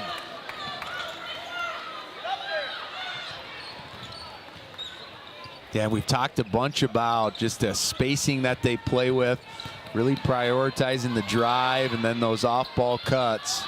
10 seconds on the shot clock. Peters drives on Neuendorf, bounce pass into the paint. We're going to have a jump ball, possession arrow Hamlin. They didn't get the shot they wanted, but the positive for Lennox on that is they burned 30 seconds off the clock. Yeah, it'll be interesting to see if Coach Koiste tries extending their defense even more. Because you know that there's going to be looking for three-pointers, but Musser gets a steal. Now Lennox take more time off that clock. As that is Bosma just circling around. She'll drive the lane, got an open look, counted in the foul.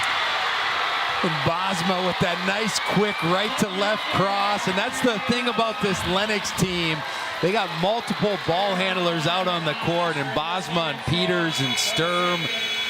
Even for forwards, Musser's got pretty good ball skills. They can go to a bench, and Addie McVeigh does. It's always a comfort as a coach, especially when you get put in these situations, to be able to handle pressure and make quality decisions against it. And a lot of just comes down to your overall ball skills.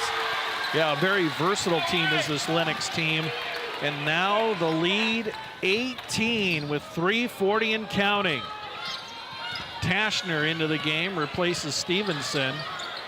Neuendorf puts it on the floor, and she is going to be cut off along the baseline, but fouled.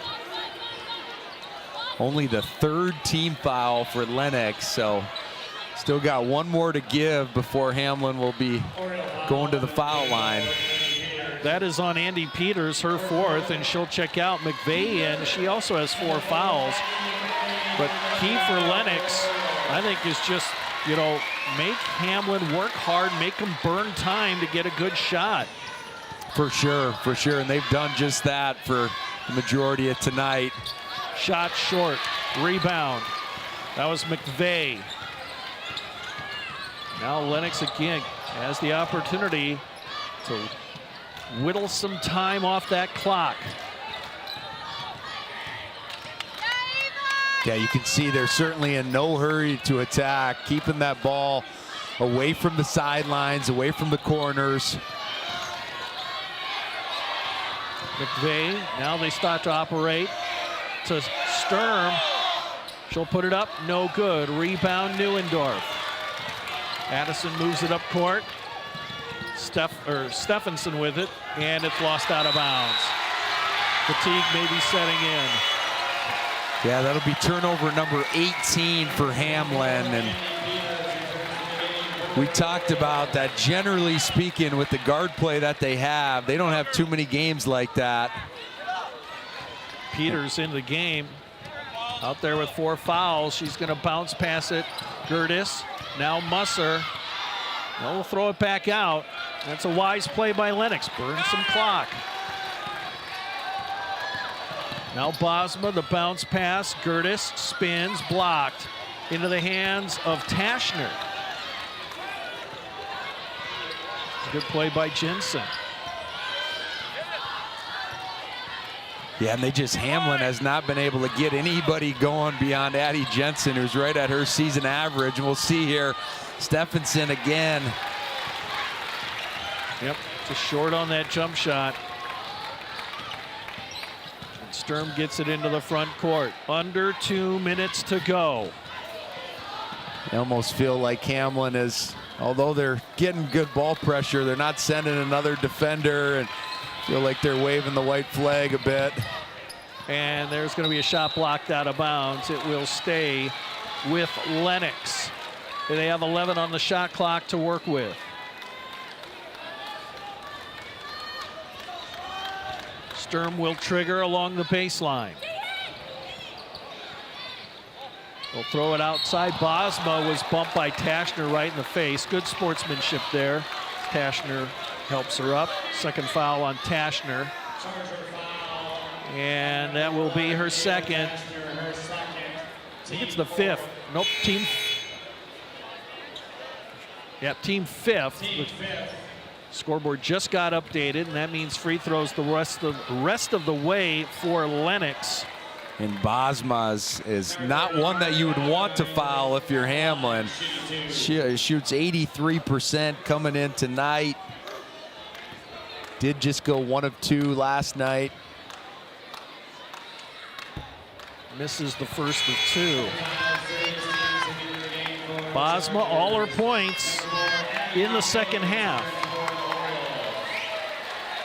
Peters checks out. And we've talked a ton about the balance of this Lennox team. Have 8 players, I believe, in the scorebook.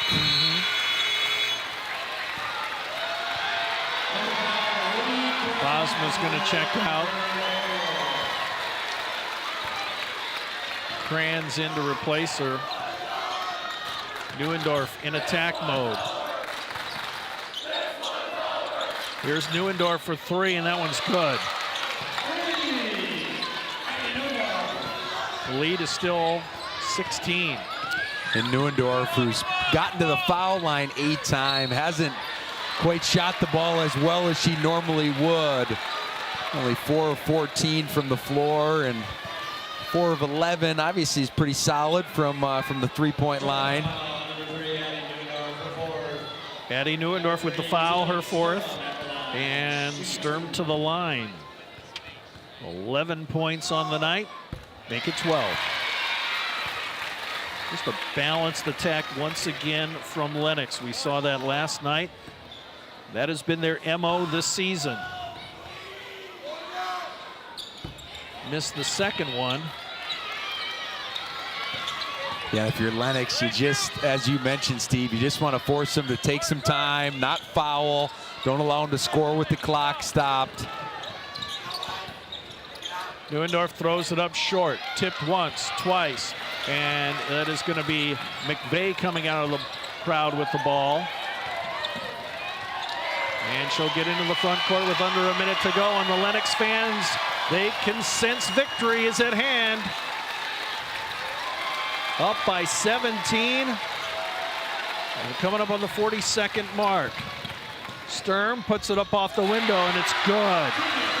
And after a couple close losses in the regular season, this Lennox team is going to avenge those and make their way to the state championship.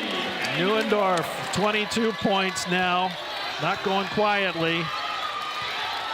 20 seconds left, shot clock is off. Almost a steal, and now Lennox can just dribble it out.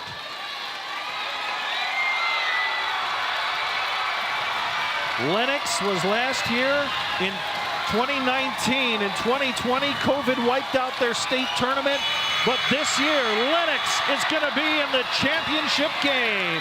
They win 57-41. We'll take a timeout, come back and hear from the winning coach, have highlights and stats and more. This is SDPB3. You kept us fed through tough times. And despite rising business costs, you keep doing what you love because you know you're making a difference. No matter the challenges, we're here to help you navigate the highs and lows to grow your business, to improve your land, or to buy new equipment. We all rely on you, and we're just happy to return the favor. Go with Allies. Go with trust. Go with Dakota Bank.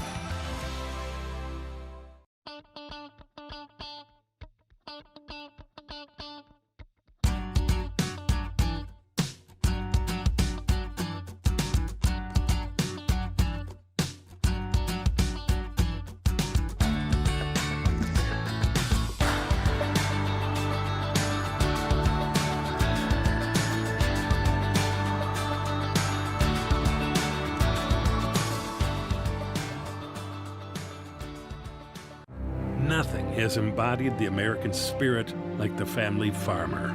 Year after year, they continue to work the land and plant their crops. Through droughts, floods, and uncertain markets, they keep that spirit alive with another crop harvested for the next generation. And for that, we tip our hats to them. Farmers Union Insurance, protecting those that protect America's food source. Lake Area Technical College provides hands-on learning and practical experience in real-world environments.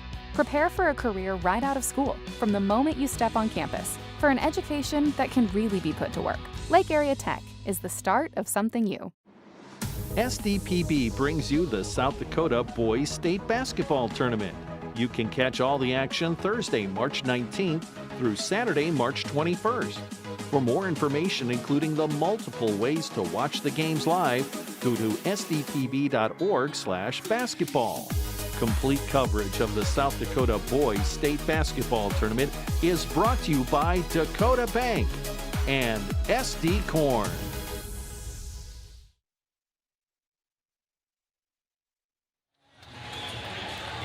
Lennox wins 57-41. Nate Kading standing by with head coach Adam Quayle. Coach, you battled the same Hamlin team twice in the regular season, came up just a little bit short. What was the difference here tonight? You know, I've been told, I don't know how many times, that the third time's a charm, like the past day. And I was getting tired of it. Like, I was getting kind of annoyed, but they were all right. You know, it's just, the third time we finally found something that really worked in our favor. And I thought our 1-3-1 zone really active in it, and it came in clutch for us. 8 players in the scoring column for you guys tonight. Talk about that balance and why that drives you guys to be how good you are. Yeah, we're so lucky in Lennox to be blessed with. They're all Lennox girls. No one's moved in. They've grown up together. They love each other, and they play so hard together. It's just the teamwork. They're just fun to watch from the sideline. Really proud of them. No doubt, Coach. Well, congrats on the victory. Go enjoy it with your group, and we'll see you here tomorrow night. Thank you. Appreciate it, Nate. All right, congratulations to Adam Quayle. The Lennox Orioles prevail 57-41. Only 2 players in double figures tonight for Lennox, but man, that was a pretty balanced score sheet that they have. Let's check out some of these highlights here from the second half of play as Lennox pulled away. There you see Tegan Sturm with the drive and the foul on Neuendorf. Neuendorf doing everything she can to keep her team into the game. She had 22 on the night, but Lennox just dominated the paint 34-6. Lennox scored points in the paint compared to Hamlin. Hamlin firing away some 3-pointers in the second half of play, but it was that interior play. Some hoop in the harm, and Hamlin just could not keep up despite knocking down some 3-pointers. And Neuendorf again with 22 points, but she was the only player in double figures for Hamlin. Meanwhile, 14 for Sturm, 12 for Musser, but then you had 9 for Bosma, 8 for Gertis, 6 off the bench for McVeigh, and Nate, just a well-balanced team here in Lennox. Yeah, and what really changed that game, and Coach Quayle mentioned it, when they switched to that 1-3-1 zone, Hamlin just did not have an answer for it, caused them to turn the basketball over at a level that they don't normally do, and then offensively got more and more confident, shared it, had great movement off the basketball, and those are the reasons why they're moving on to tomorrow night. Yep, 17 of 24 from the free throw line for Lennox. They only committed 9 turnovers compared to 18 for Hamlin. The rebounding fairly even, but Lennox with their height, they dominated the paint. They put up 11 more shots from the floor despite Hamlin hitting 5 more 3-pointers. Lennox prevails in this contest. They're moving on to championship night. Tomorrow night, Hamlin, for the second year in a row, will play for 3rd place. We'll take a timeout, and we'll get you set up for our next matchup coming up between Machpelah-Lutza and Sioux Falls Christian. He's Nate Kading. I'm Steve Toom. This is Class A Girls Basketball. You're watching SDPB 3. Our Peterson Farm seed reps, real-life seed heroes, well, they've been known to go the extra mile. Literally thousands of extra miles every year. And when they're not driving gravel roads, they're out walking fields and sampling soil. When time is the enemy, they're there to save what's left of the day. Are all Peterson Farm seed reps seed heroes? I guess that's a yes. Peterson Farm Seed. We're that kind of seed company.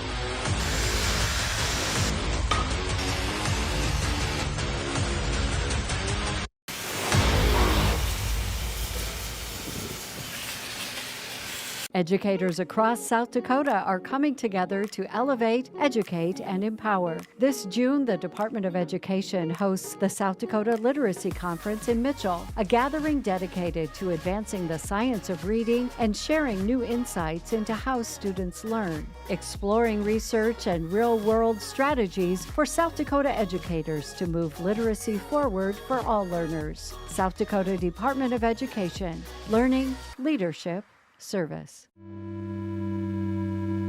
You hear about work-life balance like it's a big equation you have to find the answer to. But I think it's much simpler than that. So simple it was right in front of us. Start with the life you want, and everything else will follow.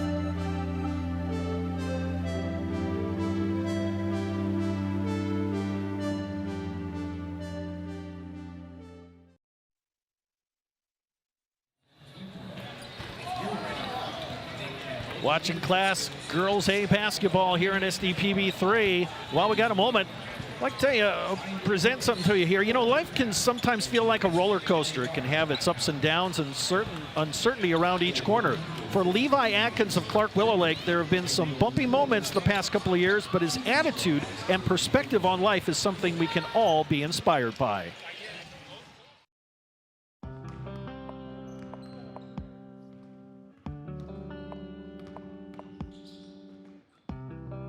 I grew up, my dad played and my mom played, so I grew up around basketball, and that's kind of what runs in my family. I mean, my little brother plays, just everybody in the family plays. So now I might not be the best player on the court, but I like to stick with it. It just brings me a lot of joy to be able to go out there and go play the game. Just every day in practice, we know we can get better. You think you've hit that top spot, but there's always that spot you can get a little bit better. So. Levi Atkins is a senior this year at Clark Willow Lake. While he's certainly enjoying his final few months in high school, it hasn't been easy. The summer in between his sophomore and junior year, he received news that no kid should ever have to hear. Fighting sickness for like the first 3 months of summer, and we were getting into August, and I just couldn't get over anything. And it was about August 6th that I had to go into the hospital, and they took my blood, and my white blood cell count was very, very high. And when the news broke that I had AML, it just shook my family. My mom broke down, I broke down. It was probably some of the worst news I've ever gotten. I was in the hospital from that day on till March 3rd, so I missed a lot of school. Luckily, they kept me going online, and a lot of things that brought me joy. Like, I didn't get to see friends much. I didn't get to play sports. It was a rough period for me. I had to go through 5 rounds of chemo, and that really took a toll on my body. There were just days that I didn't want to get up and do anything, or it hurt to get up. At first, I think it was very emotional, especially for the kids in his class, to know that one of their own was diagnosed with leukemia and the big C word, and no one ever wants to hear that. And to know then have a kid have that. We knew that summer he had been sick for a while. We knew something was wrong. Things weren't right. And then when he came back and said that, our guys were kind of devastated by that, especially that senior group. Then they're a close group of guys. And they kind of all rallied around him a little bit. They went down and saw him a couple times in Sioux Falls. And I think that lifted his spirits, as well as the guys that went down there. Community support, not just from the Clark and Willow Lake communities, rallied around in supporting Levi. I feel like there's some schools that they have that hatred towards each other. I don't think we really have that in these small communities, because we know that we really can't hate on each other. We have something in common with each other. Communities just absorb these kids like their own. So that's important as a dad, as a coach, and as a teacher. Last spring, right around the time that Clark Willow Lake was making their push in the postseason, Levi received the news that lifted the hearts of everyone. March 3rd of 2025, I was officially released from the hospital. And then I believe it was 2 months later, maybe 3, I got the great news that I was officially cancer-free. So I've been cancer-free now for about 6 months, and life isn't the exact same, but it's way more closer to normal than I had to deal with in the hospital. To add to it, Levi surprised the team by showing up on the final day of last year's state boys basketball tournament. I went into the hotel and surprised all the guys, and it was just a great moment. And when I entered or left the locker room, I didn't expect him to be doing warm-ups. And he was out there doing the warm-up line with the guys, and I think that brought a lot of joy to him and anyone with our guys. Even our parents, they became kind of emotional when they saw Levi out there. Throughout Levi's journey, he leaned on his faith. I just bought this a little while ago. It is a little cross that says Philippians 4:13, which is my favorite verse. I can do all things through Christ who strengthens me. I even wrote it on my tile in the hospital. It is a verse that has stuck with me throughout my journey. talking about like there's no reason to give up. Can't measure his heart. You know, this guy comes to practice every day and he works his tail off every day. And he kind of knows that there's not a huge reward for him at the end because he's not going to see a lot of playing time. But he takes every opportunity he can is to play the game. He takes every practice as an opportunity to play the game, whether it's in front of fans or not. That's what he's looking for.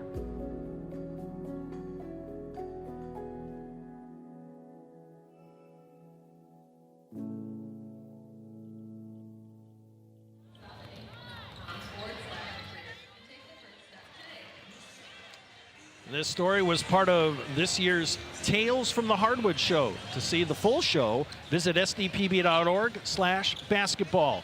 We'll take a timeout, come back and have more here from the Girls A tournament right here on SDPB.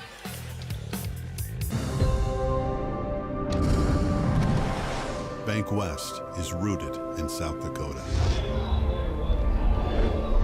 Committed to local success. Just like you. We're all connected. In South Dakota. For South Dakota. Convenient, connected, committed. Bank West. What does primary care mean to us? At Sanford Health, it means being there when and where you need it most. It means building a relationship, because when a provider really knows you, they can deliver the best care for every aspect of your health and your life. So what does primary care mean for you? It means understanding your health for today and for where you're headed next. It means a lifetime of care for a lifetime of you. Creating a legacy means different things to everyone. For us, it's about family, watching my daughter follow in my footsteps, passing the farm under her, and working side by side every day. It's about building something that lasts. Agtegra Cooperative has been by our side through it all, supporting us from one generation to the next. Agtegra Cooperative, legacy rich, future focused for generations to come. Powering the possibilities of tomorrow starts today. For our homes, our farms, our businesses. That's why our Touchstone Energy Cooperative continually plans for the future by utilizing and sourcing safe, reliable power for the next generation. So we can power possibilities long into the future. Touchstone Energy Cooperatives, powering possibilities.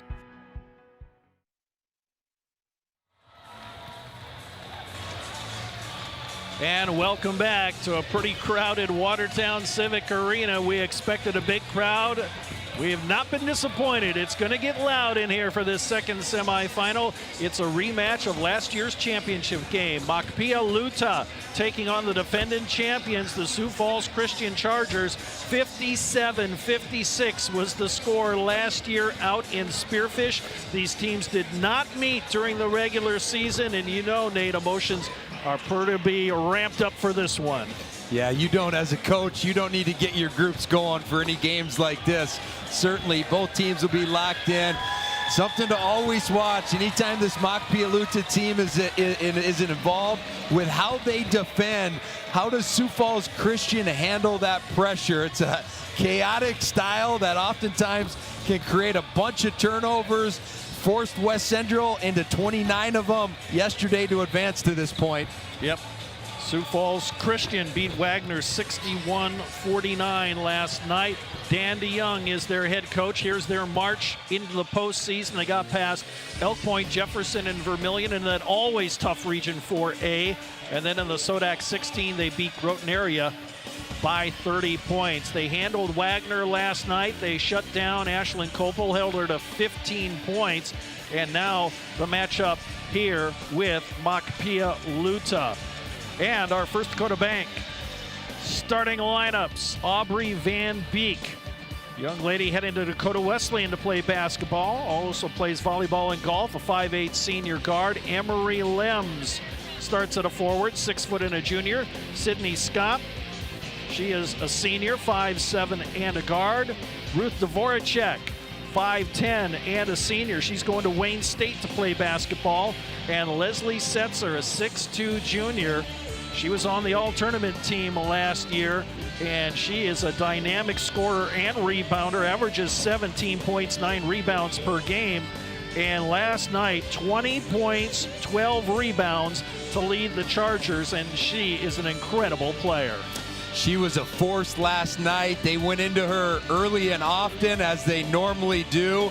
Went right at the talented Ashlyn Copel a couple times, and along with Setzer, Ruth Dvorak provided an important 18. Emery Lems also in double figures with 10 last night. They can provide a front line that not a whole lot of teams can match. Now let's meet their opponents. They were the runner-up last year, Makpia Luta, school formerly known as Red Cloud. They changed their name a couple of years ago. Matt Rama, the head coach, and what a run they've been on. This is their 5th straight year at the tourney, and they've won the Lakota Nations Invitational 5 years in a row. Here's their march in the postseason. They beat St. Francis Indian School handily, 74-28. Then they beat McCook Central Montrose 79-21 in the SODAC 16 round. They beat West Central last night, 65-42. That was a pretty close game for a while. Second half, Makpia Luta managed to pull away from that. And here's their starting lineup. Maya Mills, a 5'11" senior. Ashlyn Carlo Blunt, a 6' senior. She's headed off to the University of South Dakota to play basketball. Dorothy Mesteth, a 5'7" senior.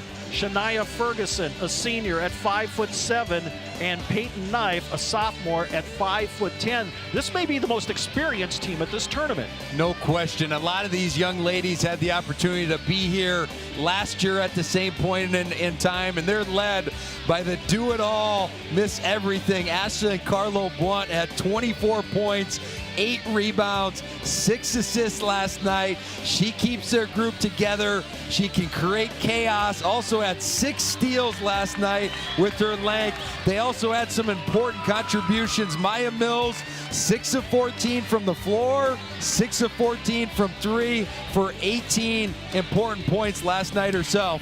Yeah, Shania Ferguson averages 14.5. She was held to 5, but that's a player that can explode for a lot of points.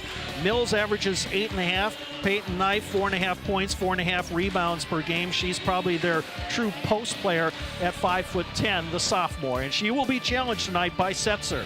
Yeah, and they go into their bench. They're not afraid. When you play the style that they do, you're going to need to allow your starters some breathers here or there, and they're not afraid to utilize their bench. And you mentioned Shania Ferguson. I feel like she could be a little bit of an X factor. Was pretty quiet last night, only 2 of 8 from the floor, but she is more than capable of going for some really big nights. It will be an interesting matchup. It will get loud in here. We'll warn you right now. We've got an electric atmosphere. We're just moments away from the introductions of our starting lineups here at the Watertown Civic Arena. And we're going to turn things over to our public address announcer doing that duty this weekend, Mr. Ryan Neal.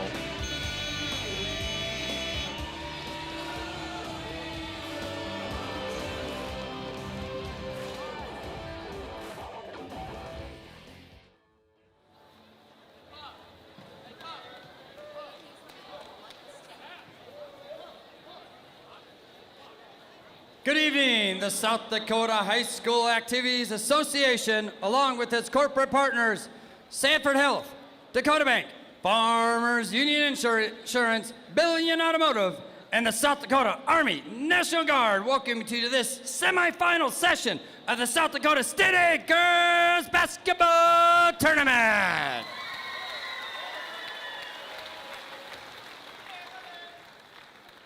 This tournament is being conducted under the guidance and regulation of the South Dakota High School Activities Association for the enjoyment and benefit of high school students. Good sportsmanship is essential for the success of these programs. We hope you will enjoy the games and support your athletes in a positive and sportsmanlike manner. And now let's meet tonight's starting lineups in alternating fashion.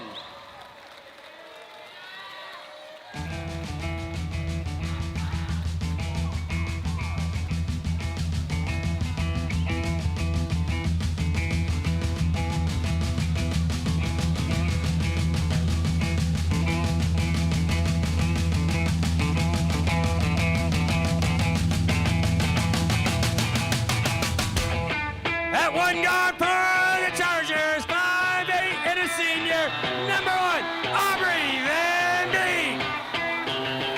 And a guard for Macpialuta, number 5'11", and a senior, number 0, Maya Mill. At 4 for the Chargers, 6 foot and a junior, number 10, Emery Lem. At guard for Macpialuta, 6 foot senior, number 1, Ashley Carlo Blunt. At guard for the Chargers, 5'7", and a senior, number 12, Sydney Scott. For Macpialuta, 5'7", and a senior, number 5, Dorothy Messett. At guard for the Chargers, 5'10", and a senior, number 22, Ruth DeMarchia. At guard for Macpialuta, 5'7", and a senior, number 15, Shania Ferguson. At center for the Chargers, 6'2", and a junior, number 24, Leslie Setzer. At 4 for Macpialuta, 5'10", and a sophomore, number 24, Peyton Nye. Assistant coaches for the Chargers, Ryan Feder and Zach Perry. Wanda Negebauer, assistant coaches for Macpialuta, Amanda Carlo, Sarah Garnier, Donnie LeBeau. Head coach of the Chargers, Mr. Dan Young, and head coach for Macpialuta, Matt Rima.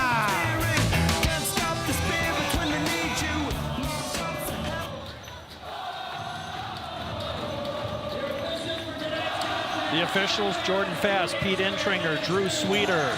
Here we go. Electric atmosphere on semi-final Friday night. Setzer, Carlo Blunt moving into the center circle. Last year, this was the matchup for the state championship. This year, whoever wins gets their ticket to the state championship game. Chargers in the blue uniforms, Macpialuta in the home whites, and it's controlled by Dvoracek. And here we go. Buckle your seatbelts, folks. Down low, it's tapped out of bounds. It will stay with the Chargers. And immediately you see the scrappiness of this Macpialuta defense. They're not the tallest team inside, but they compete and they play a lot bigger than they are. They go inside right away to Lem. She lost the handle, throws it to the outside. Van Beek fakes it. Dvoracek, a 3, no good. Rebound high into the air, tapped around once, twice, controlled by Dvoracek. Taps it into the corner. The drive by Scott. Into the paint, they try to get to the Setzer. Ferguson with the steal. Ferguson drives, throws it up. No, it rolls off the rim, but she gets the rebound after it was tapped to her. New shot clock for Macpialuta. Carlo Blunt got her defender in the air, but a nice pass in the finish by Peyton Knight. And Carlo Blunt is the main creator in that half court. Not only does she score a ton herself, she creates so many other options for her teammates. Great court vision for Carlo Blunt. And we're going to have a travel. Turnover, Chargers. Dvoracek, yeah, oftentimes you see it on that shot fake. That pivot foot moves before that ball hits the ground. Ferguson drives, lays it up and in. Nobody stopped her.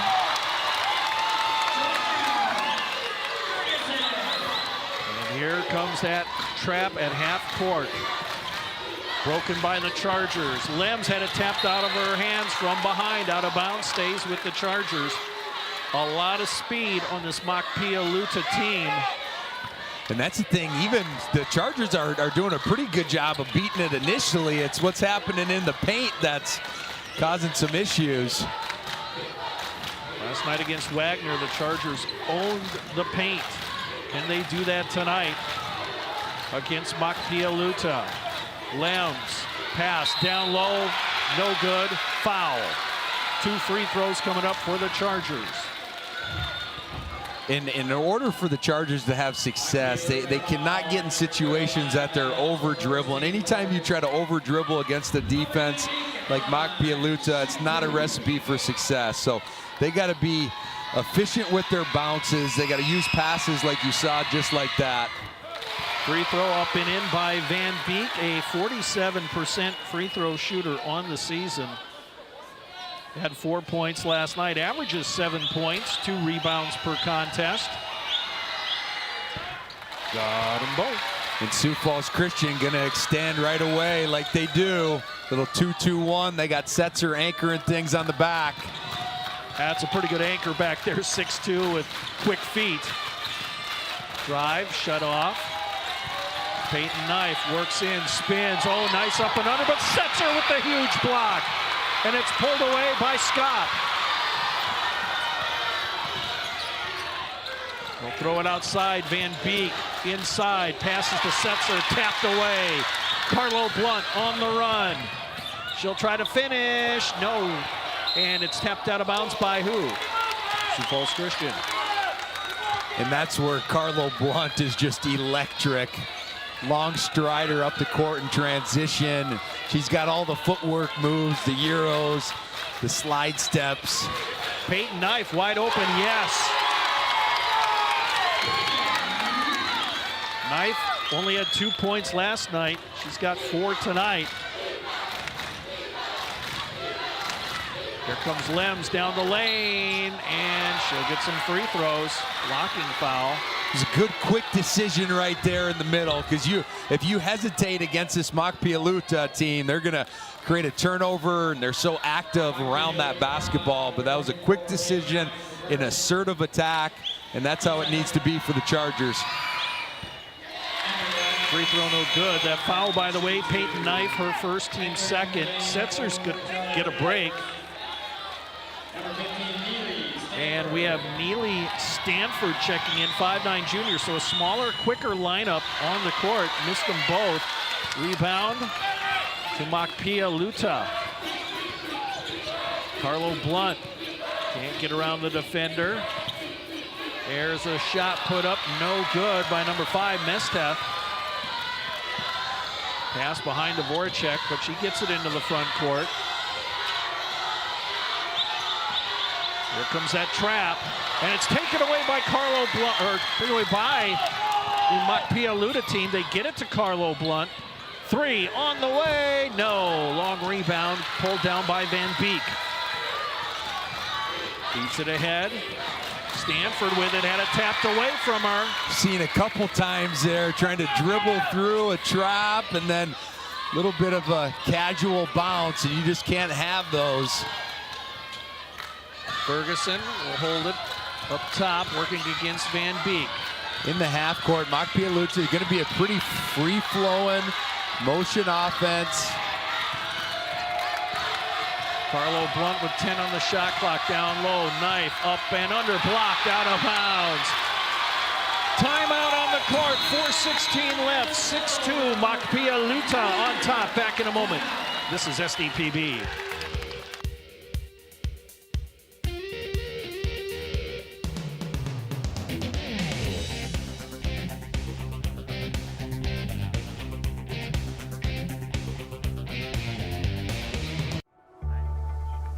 As much as you have accomplished, there are times you'd rather not go it alone. While you determine what direction you go, we're here to help along the way. So go. Go with community. Go with neighbors. Go with understanding. Go with support.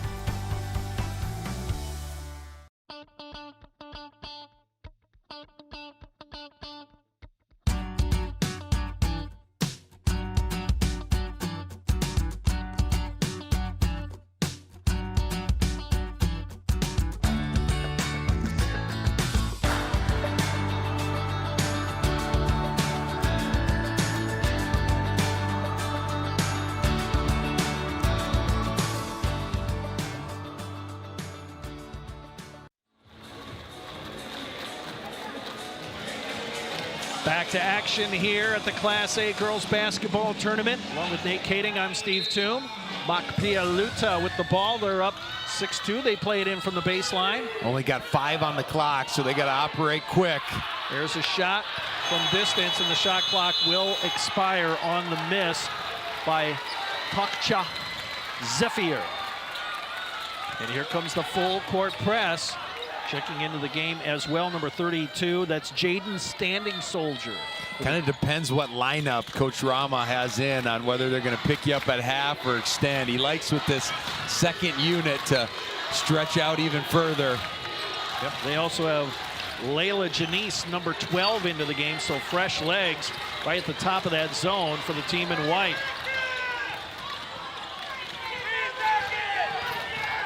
And they'll pass it, try to get it to Setzer, bounces out of bounds, stays with the Chargers. You can see that activity level out front with those 2 guards, and it just gets your mind racing fast. And if you're the Sioux Falls Chargers, you got to slow yourself down. You got to try to stay composed, make the right decisions.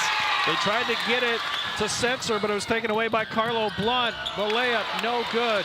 Fight for the rebound. Carlo Blunt gets her first points of the night. And Sioux Falls Christian already up to 7 turnovers here, about halfway through this first quarter. That was almost number 8, but a little late was Josephine Haas. And the freshman gets her first foul, team's 3rd.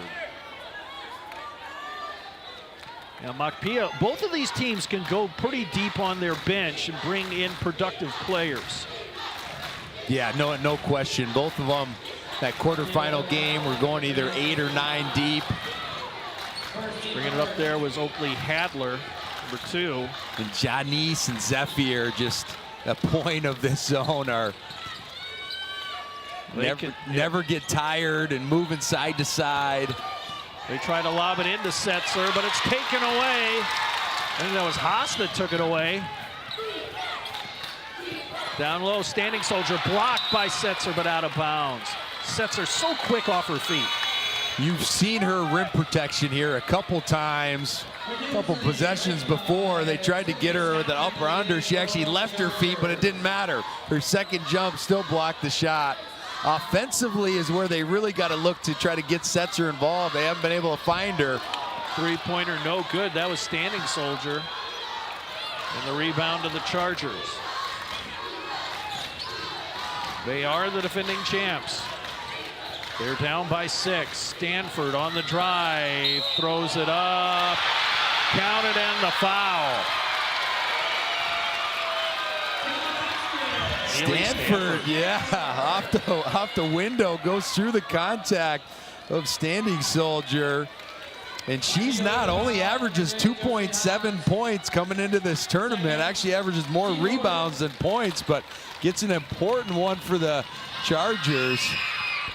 But missed the free throw, and that's Standing Soldier up high. Haas got that last foul. That's her second for Machpelah. Carlo Blunt, the nice move, and missed it. But there's Standing Soldier. She put it on the floor, and it's taken away by the Chargers. Yeah, Reitzma doing a good job getting on the floor.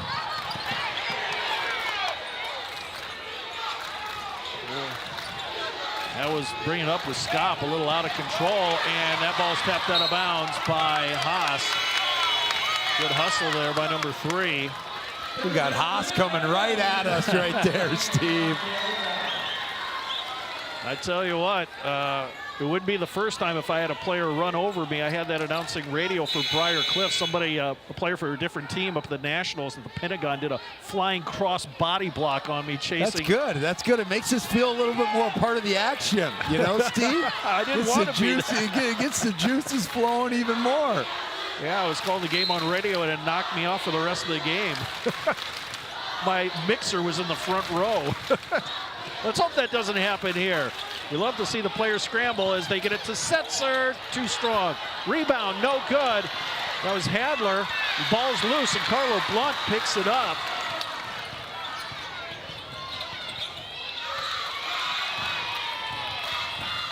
Mills with it temporarily. Here's a long 3. Good! Zephyr was left wide open. Yep, and she averages 4.5 points a game. Had 3 points last night. And it's a big 7-point lead. And here's Lems.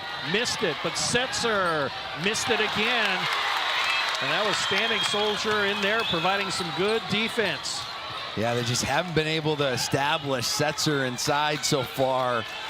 Such a big leading scorer for them, 17 a game. They've made it a point to try to throw it in. She's had a few opportunities, just hasn't been able to knock them down.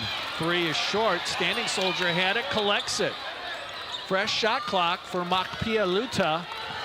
Cross court. On the drive, the shot swatted away by Setzer. It's loose on the floor, picked up by Janice. Now Carlo Blunt looking to operate. Floats it up, but might have been partially blocked. Knocked out of bounds, it goes to the Chargers. 3 players coming in for Makpialuta. A couple are coming in for the Chargers. We'll try to pick up the subs here. Oh, are they going to change the call? I believe they have. Call overturned. The ball stays with Makpialuta. 17 on the shot clock. Yeah, and that looked like it did get deflected as Carlo Blunt was trying to finish inside hand, and there's... Ooh, that was in and out on the open look. Setzer gives way to Van Beek. Dvorak up front. Drives, lays it off, and no good. Missed the bunny underneath, but they get the rebound. Shot clock is off, 20 seconds and counting. Sioux Falls Christian have had some point-blank opportunities inside with both Setzer and Lems and just haven't been able to finish them. Lems gets the rebound, and she'll get some free throws. Pialuta doing a good job of bottling up the middle. That was one of the rare occasions where Chargers got an offensive rebound. Mills with the foul, her second. Dvorak into the scoring column. On the year, 70% at the free throw line. Only 1 field goal made in this quarter by the Chargers. Yeah, 2 important ones knocked down there by Emery Lems. They got a few seconds to set something up. They'll throw it outside, and it's going to be off of a Charger player with 1.9 seconds left. See if they look to try to throw inside or just content to run this out. And they did not realize how much time they had left as Ferguson was kind of slapped her head in disbelief. Well, we're done with the quarter. It's 11-6. Makpialuta on top. Back in a moment right here on SDPB.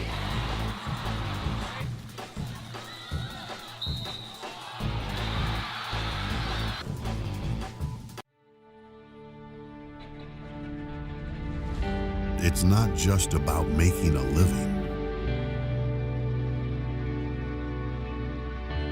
It's about upholding a way of life. We are connected to this land, committed to the future. Bank West.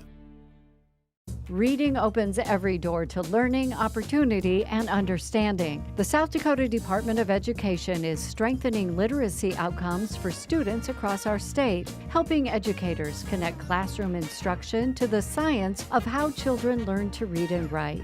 Through professional support and shared resources, schools are building strong foundation in literacy for every learner. South Dakota Department of Education, learning, leadership, service.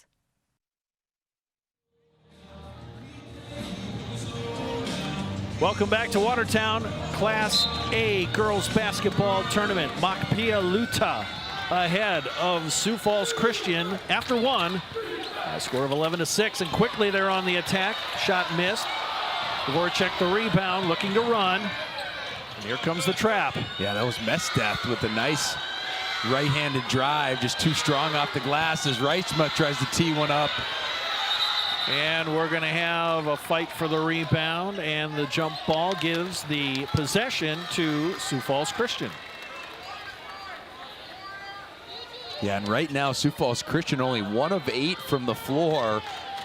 Luckily for their own sake, they've gotten to the foul line 7 times and knocked down 4 of them. Ball tipped and into the hands of Ferguson. Carlo Blunt with the ball. And the Chargers have done a pretty good job keeping Mock-Pialuta out of transition. Long 3, no good. Dvoracek all alone for the rebound. But we'll have a foul on Ferguson near half court. That will be her first. Again, team fouls reset after every quarter. Team's first foul, and it will be McKinley Reitzma to trigger it in. Van Beek. Now here's Dvoracek, down low, Setzer. Finally she gets a bucket. It's a nice high post flash there, quick decision. They know that Setzer's going to be sealing in that left block area.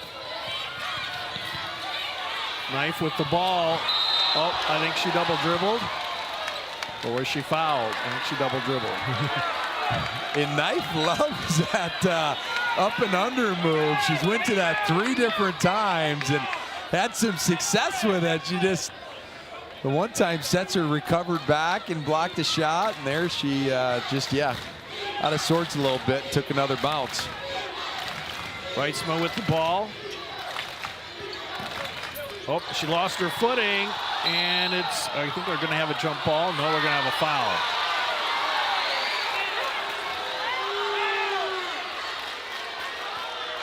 See who collects that foul. I think it's going to be Mesteth. Mesteth, her first, team's second. Yeah, that was a tough blow right there. They forced Reitzma to lose her footing, and now they go inside the Lems, and she was fouled right away. And this was in the act of shooting. 2 free throws coming up. Yeah, and the fouls are adding up here for Mock-Pialuta. It was their 8th team foul. Now they reset.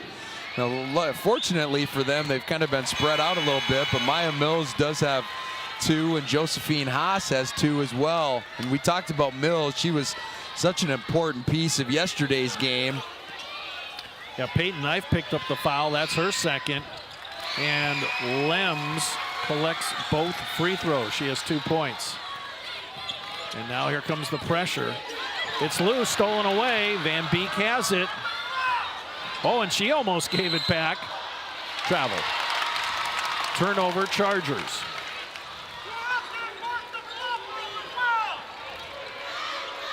They'll play it in. Mock-Pialuta right in front of their bench.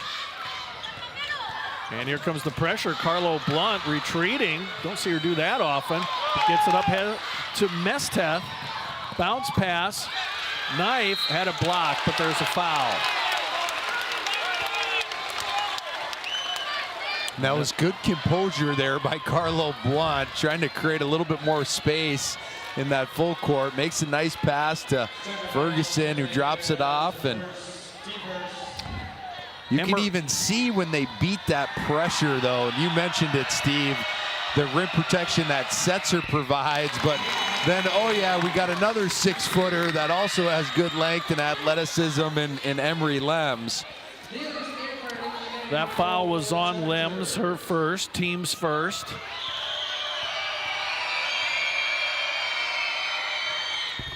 In and out, and the rebound to Lems. Seems like no matter where the ball goes, there's always 2 or 3 white jerseys around it. And the pass tipped away by Mills out of bounds. Yeah, fortunate right there, because Emery Lems was assuming a teammate was going to be on that left block, and there was nobody around. But luckily bounced off a Mock-Pialuta player. Throw it up top. Collecting there with Stanford. They'll lob it. Setzer has a tough time collecting it, and it goes off her hands as players hit the deck. It's a turnover for the Chargers. They have tried time and again, and even though Mock-Pialuta doesn't have a whole lot of height on paper, they are really clogging up the middle. Dangerous pass. Tipped away. Mesteth Feeds it ahead. Carlo Blunt saves it from going out of bounds. Heady play there. And they'll try to settle down and run some offense. And they haven't been able to get Carlo Blunt in too much space right now. As you can see, Emery Lem just isn't leaving her chest. Crossover. Shot missed. But there's Carlo Blunt. Missed it. Rebound. Chargers. Scott moving into the front court. And there's a collision. And a blocking foul. And that will be on number 15. Ferguson. That's going to be her, yeah, that's going to be her second one as well. So 4 players right now for Mock-Pialuta with 2 fouls here in the second. Sioux Falls Christian has climbed back into this one. Yeah, and even more importantly, they're a foul away from getting in the bonus here. Still with 5 minutes to play. Van Beek with it, drives to the baseline, throws it into the paint. Lems off the window, and there's going to be a foul. As Setzer tried to put it back. I think they're going to get Ferguson with her, yeah, with her 3rd foul. Yep, Ferguson, 2 points in the contest. And let's see if there's going to be a substitution made. First, we'll have the first of 2 free throws. Setzer, good. On the year, 68%. Yep, and in comes number 2, Zephyr. Adler in, and Lems out for the Chargers.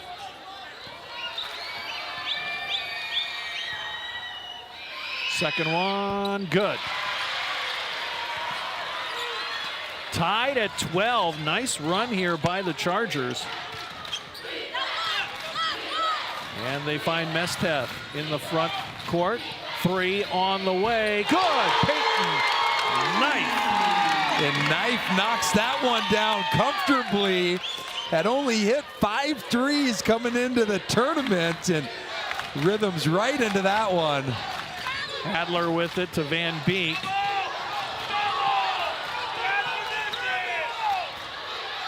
Swing it around. Powell tipped once, twice, but back to the Chargers. Into the paint. It's thrown to Hadler. Players hitting the deck. Van Beek, a 3. Yes. Carlo Blunt directing traffic, steps through, and we are going to have a foul in the backcourt. Timeout on the court. 4:17 left to go until halftime. And we are tied at 15 apiece. We'll take a break and come back with more. This is Class A Girls Basketball on SDPB. Powering the possibilities of tomorrow starts today. For our homes, our farms, our businesses. That's why our Touchstone Energy Cooperative continually plans for the future by utilizing and sourcing safe, reliable power for the next generation. So we can power possibilities long into the future. Touchstone Energy Cooperatives, powering possibilities. What does primary care mean to us? At Sanford Health, it means being there when and where you need it most. It means building a relationship, because when a provider really knows you, they can deliver the best care for every aspect of your health and your life. So what does primary care mean for you? It means understanding your health for today and for where you're headed next. It means a lifetime of care for a lifetime of you.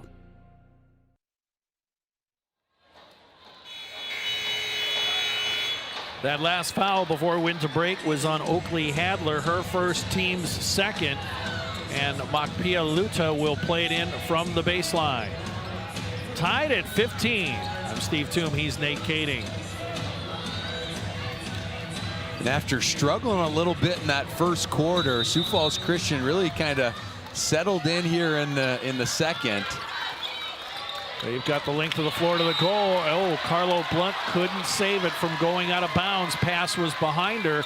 There's a turnover for Mock-Pialuta, and it will give the Chargers the opportunity. You've seen this full court pressure from Sioux Falls Christian, and that's their MO. That's how they play. And Mock-Pialuta's struggled a few possessions with it. Cross-court pass. Hadler, 3. Too strong. In the hands of Standing Soldier. Carlo Blunt on the move. She loves that right to left crossover. Hasn't been able, got downhill the first time with it, and they've been pretty locked in. Standing Soldier with her first points of the night.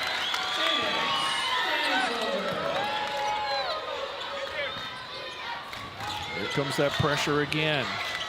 Pass is tipped. And 10 seconds the call. Yes. I think Sioux Falls Christian was trying to get a timeout, but they just couldn't get it called in time. And they're in their alignment. They got a player in the middle of the court, what you want. But Mock-Pialuta is doing a good job taking that away, even denying that, depending on where that basketball is with that weak side wing. Carlo Blunt gets the inbounds pass. Pass. Here's Standing Soldier. No. Rebound pulled down by the Chargers. Van Beek will circle around, but here comes that press. 4 players in the backcourt. And they get it up ahead to Lems. She's being chased. Runs into a wall, has her shot blocked. And here's Dvoracek. In and out. Rebounding foul as a player hit the deck. Carlo Blunt. I think that foul is going to be on the Chargers. Carlo Blunt holding the back of her head. Yeah, her and Setzer were both battling hard for that offensive rebound. And Setzer will collect the foul, her first. The referee checking on Carlo Blunt, and she will stay in the game.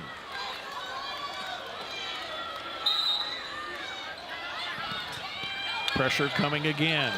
Almost a steal, and it tapped around. Who's got it? Out of bounds. It's going to the Chargers. Turnover for Mock-Pialuta. That was nice anticipation there by Aubrey Van Beek, taking away that reversal option. You just can't assume anything. Pass inside, blocked on the attempt by Dvoracek. Carlo Blunt has to dish it back. A 3 is going to be an air ball. Dvoracek plucks it out of the air. Pass up ahead. Lems has it. Doesn't have a shot. Van Beek drifts to the baseline, throws it up, and she was fouled. 2 free throws coming up. Yeah, and Aubrey Van Beek just stopped and popped with that pull-up. They ran her hard with that closeout.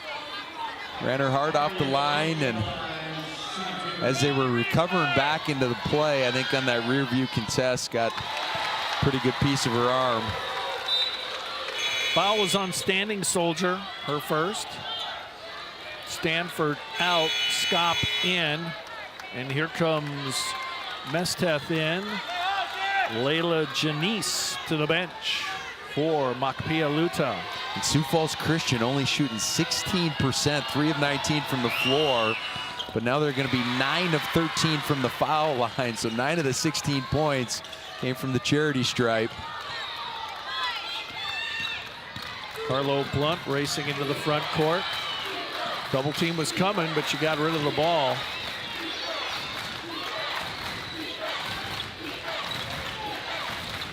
They dish it off inside to Haas. And Standing Soldier turns around, puts it up and in. Standing Soldier, that physical as she was dropping. Steal, Mesteth, too strong. Fights for it, throws it back outside. Carlo Blunt runs into a wall, blocking foul.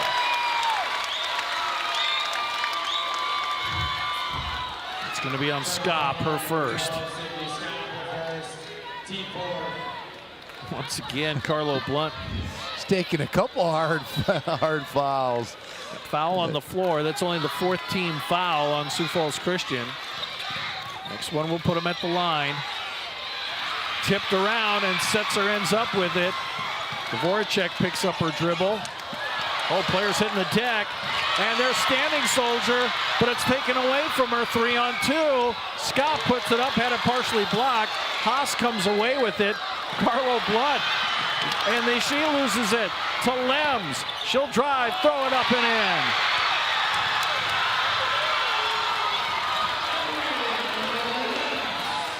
Play a little helter-skelter here. Oh, that's going to be a travel. Yeah, some up and down, back and forth action right there. And finally, Lems with the aggressive take finishes through that contact. Yeah, I think Mesteth was trying to get set, but I think she slipped. That was a good no call. Less than 90 seconds to go until halftime. And it's taken away, but off the feet and fingers of Carlo Blunt. It will stay with the Chargers. And the thing about the 16 turnovers that Sioux Falls Christian has, Mock-Pialuta hasn't been able to turn a ton of those into baskets for a variety of reasons. There you just see it bounce off Carlo Blunt's hands out of bounds. A couple times they've given it right back to the Chargers. Yeah, points off turnovers, 8-2 advantage Mock-Pialuta, but again, you would think that number could be much higher. Dvorak off the back paddle, sets her, tips it outside. Reitzma has it. Dvorak a three, it's going to be short. Rebound, Chargers. Shot no good. And here comes Mock-Pialuta with the ball, under a minute to go. And that's blocked, but a foul.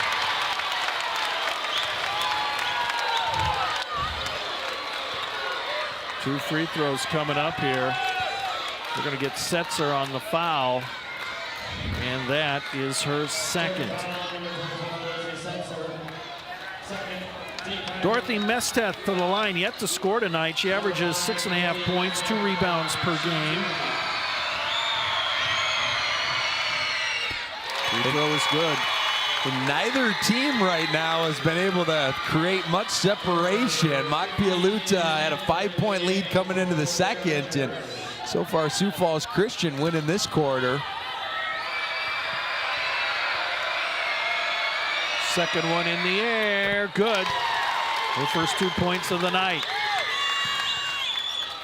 Mock-Pialuta up by 3.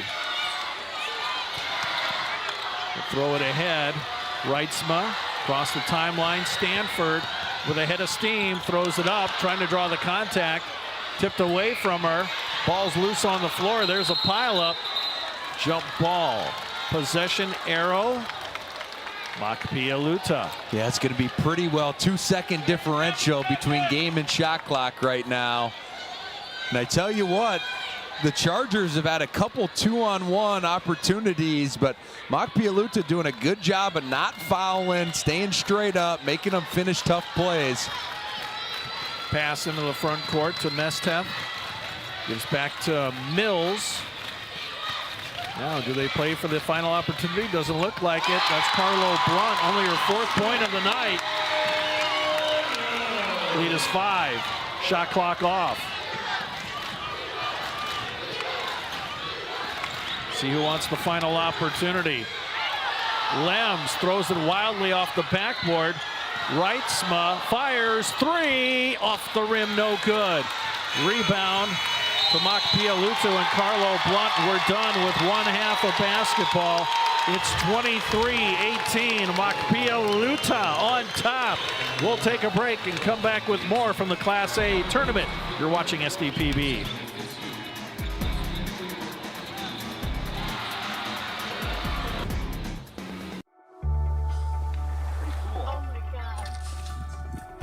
We aren't meant to be still.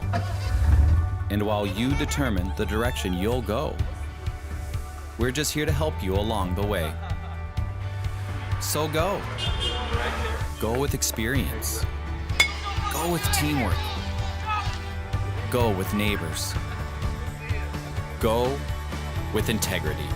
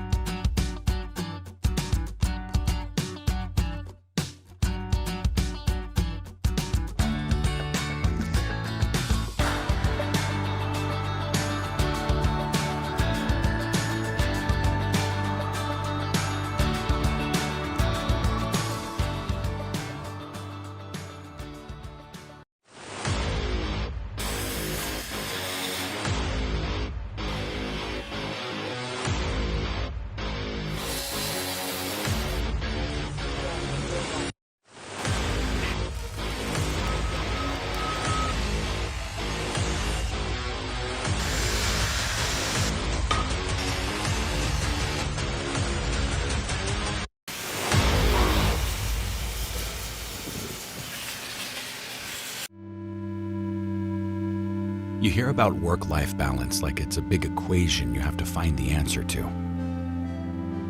But I think it's much simpler than that. So simple it was right in front of us. Start with the life you want, and everything else will follow.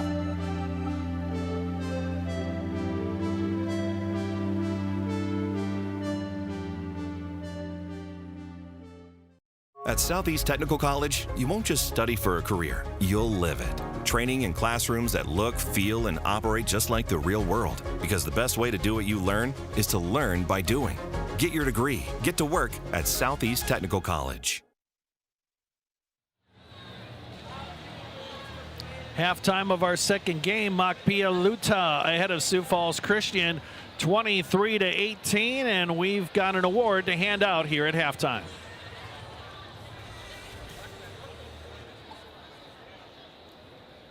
Your attention, please. The center court will be handing out our 25-year coaching award to Jared Vergelt from Webster. Jared started school-affiliated coaching in 1997.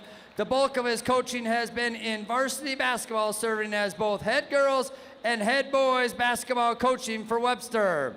Jared's team won the conference in 2015-16, which is the first in 25 years. He has had the privilege of coaching and developing 16 all-conference players and one first-team All-Stater and Class A Player of the Year. Jared currently still resides in Webster, where he's in his 29th year of teaching third grade and coaching. He's married to Sarah and has a son, Tommy, who is a sophomore at South Dakota State University, and a daughter, Georgia, who is a sophomore at Webster High School. A full bio can be found in your program. A round of applause for Jared Vergelt.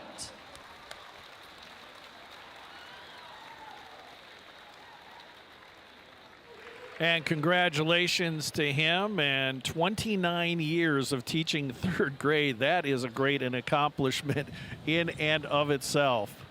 God bless him, Steve. Yeah, no, I say that as my mother was a lifetime elementary teacher, so there's a special place upstairs for those folks. Yeah, my mom was an elementary teacher for 26 years as well, and yes, those teachers have such great patience, and we thank them for all that they do. Here at this halftime of our second semifinal game, it's Machpelah-Luta 23, Sioux Falls Christian 18.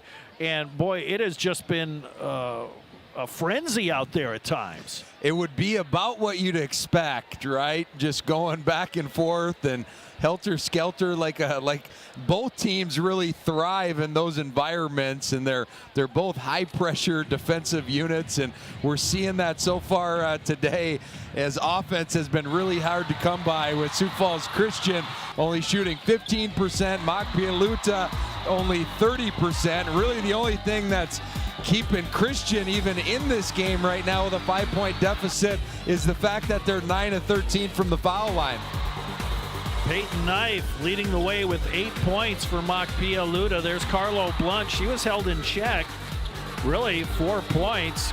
She had a big first half yesterday on her way to 24 points. I think she had 12 in the first quarter. There's Zephyr with the three-pointer. They finally got it into Setzer. Uses the left hand there off the window. But a lot of those turnovers for Sioux Falls Christian have been on those entry passes. Yeah, those point paints, when Sioux Falls Christian have been getting baskets, they're all coming in the paint. They got 14 points in the paint, right? Or excuse me, that's Machpelah-Luta with 14 of the points. Sioux Falls Christian a little bit lower than that. But when they have scored field goals, it has been with that interior passing, going into Lems and going into Setzer and making plays inside. Big stat: Machpelah-Luta 5 more rebounds than the taller Sioux Falls Christian team. Yeah, that just comes with their scrappiness. They actually have more offensive rebounds than Sioux Falls Christian with an 8-7 close disparity, but they just play so much bigger than they are. Aubrey Van Beek leading the way for Sioux Falls Christian with 6 points. We'll take a break and come back with the second half. You're watching Class A girls basketball. This is SDPB 3.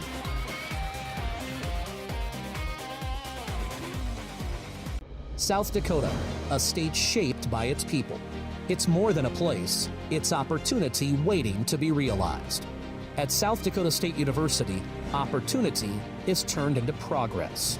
Through research, education, and a community that inspires, SDSU drives the future of this state. We're not just here, we're taking action with purpose, trust, and impact. This is SD State.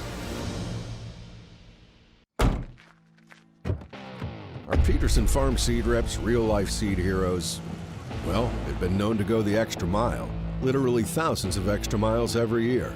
And when they're not driving gravel roads, they're out walking fields and sampling soil. When time is the enemy, they're there to save what's left of the day. Are all Peterson Farm seed reps seed heroes? I guess that's a yes. Peterson Farm Seed, we're that kind of seed company. For your little ones and your biggest joys, or your forever friends and your fur kids too. For your better half or your all-time bestie. For the reasons you smile, there's coverage. With dental and vision insurance from Delta Dental of South Dakota and Delta Vision. Nothing has embodied the American spirit like the family farmer. Year after year, they continue to work the land and plant their crops. Through droughts, floods, and uncertain markets, they keep that spirit alive with another crop harvested for the next generation. And for that, we tip our hats to them. Farmers Union Insurance, protecting those that protect America's food source.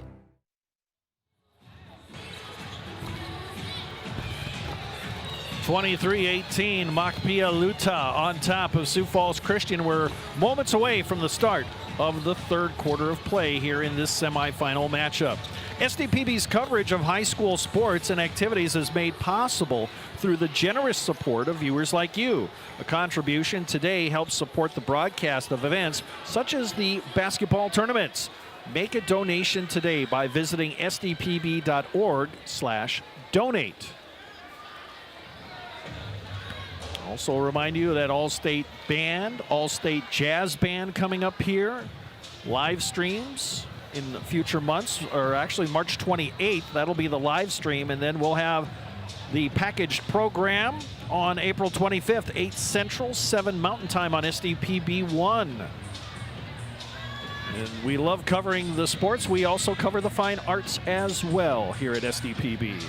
Well-rounded, just like we like our humans and our young athletes to be here, Steve. Not only can they perform on the court, but go be great individuals off the court and maybe get involved in some stuff that's not hoops, right? Yeah, I mean, I don't know much about that, but I'm sure there's a life with that. Nothing wrong with music. There was a number of years ago, Warner, I think, had like 10 of their 12 players play in the band, and so they had to grab their instruments, play the national anthem, and then go back to the huddle and get ready to play a basketball game. It's multitasking, I like that. All right, Chargers with the basketball to start period number 3. Van Beek dribbles out of a double team, looking for a teammate. Finds Dvoracek. Down low, Lems. Nothing there. 3 blocked. And it's Ferguson who picks up the loose ball. Tried to draw that up and seal, cut Emery Lems to that right block, and pretty good job of covering it up.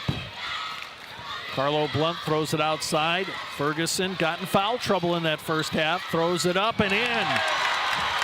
The running one-footer, Ruth Dvoracek, was in pretty good defensive position, but Ferguson just goes right over the top.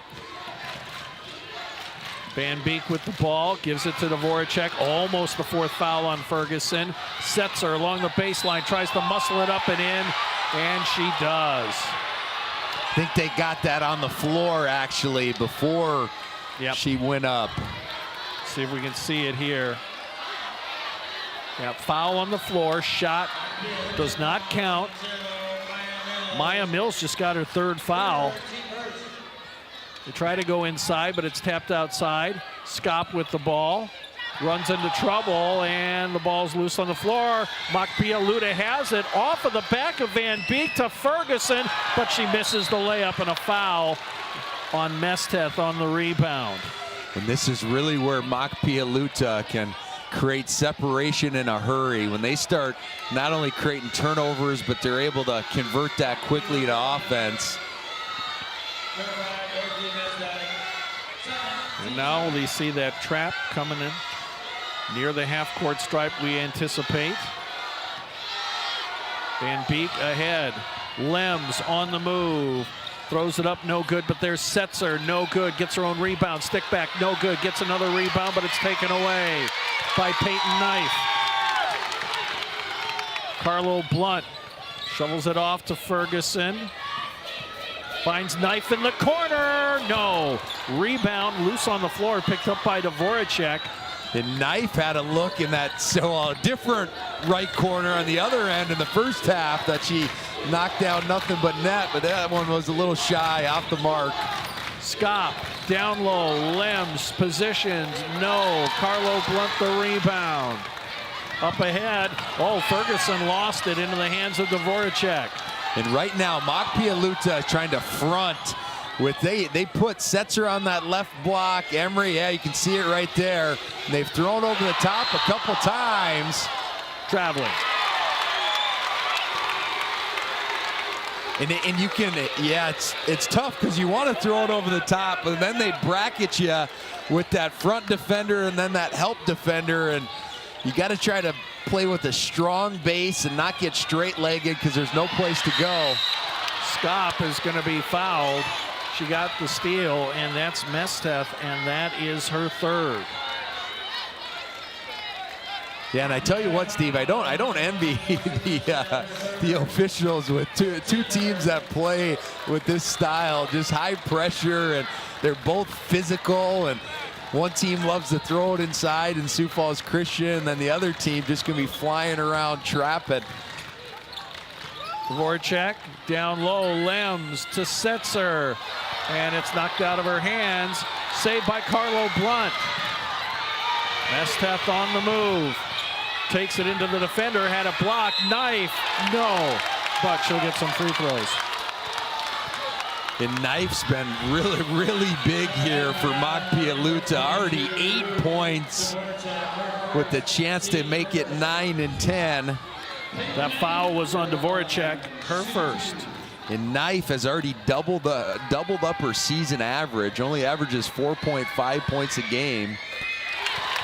And that's been even more important as Maya Mills been battling some foul trouble after having a huge game yesterday, and Maya Mills having 18. She hasn't even scored tonight. Josephine Haas been battling some foul trouble. Knife's really risen to the occasion.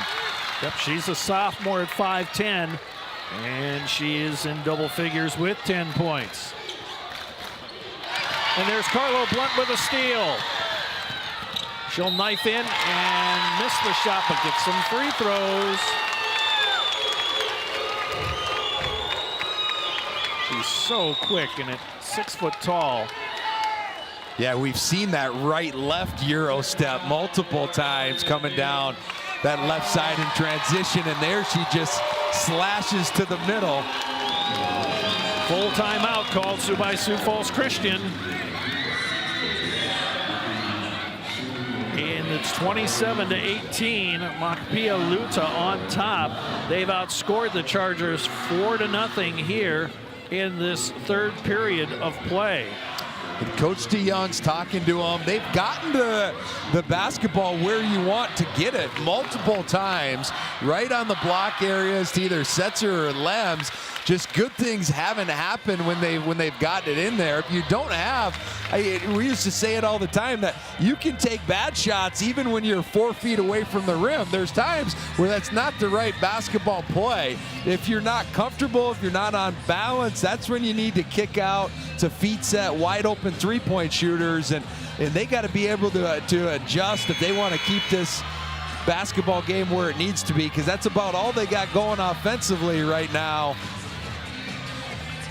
Yep, 27-18 our score here. Knife with 10, the only player on either squad in double figures. 6 points each for Lems and Van Beek, the top scorers for the Chargers. Now Carlo Blunt to the line.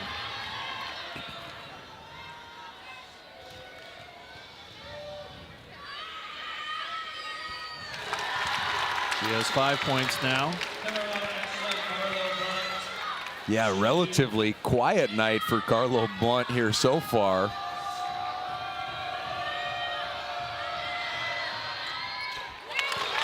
Nothing but net on that one. And the lead is 11. See what Sioux Falls Christian can do here. Scott pulls up, no. Setzer rebound. And they're going to call an offensive foul on Setzer, and I believe over the back. It's going to be her third here as well. Yep. And Sioux Falls Christian, this is a dangerous spot in the game. Setzer's got to check out. Stanford, or check that Lems back in, or Dvorak rather. And they break the pressure. Got a 3-on-2 number situation. Wild shot by Ferguson off the side of the backboard, I think. Van Beek into the front court. They'll swing it around to Voracek, can't fire the three. Lems in the paint, triple teamed. Van Beek.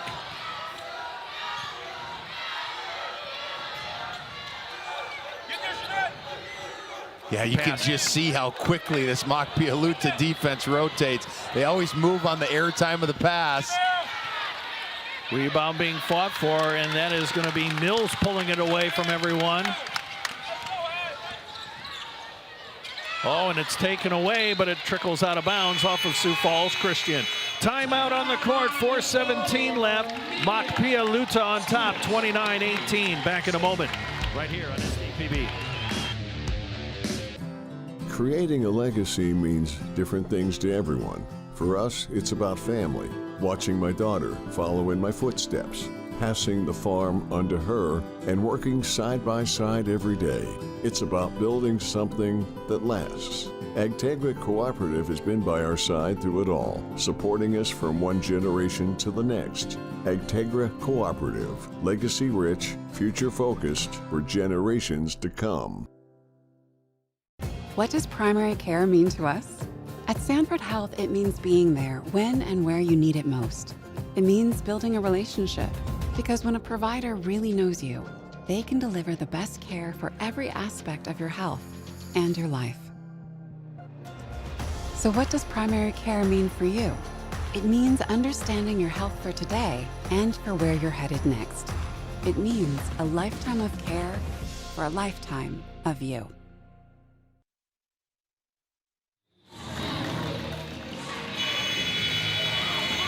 Welcome back to the Civic Arena in Watertown. Class A girls basketball.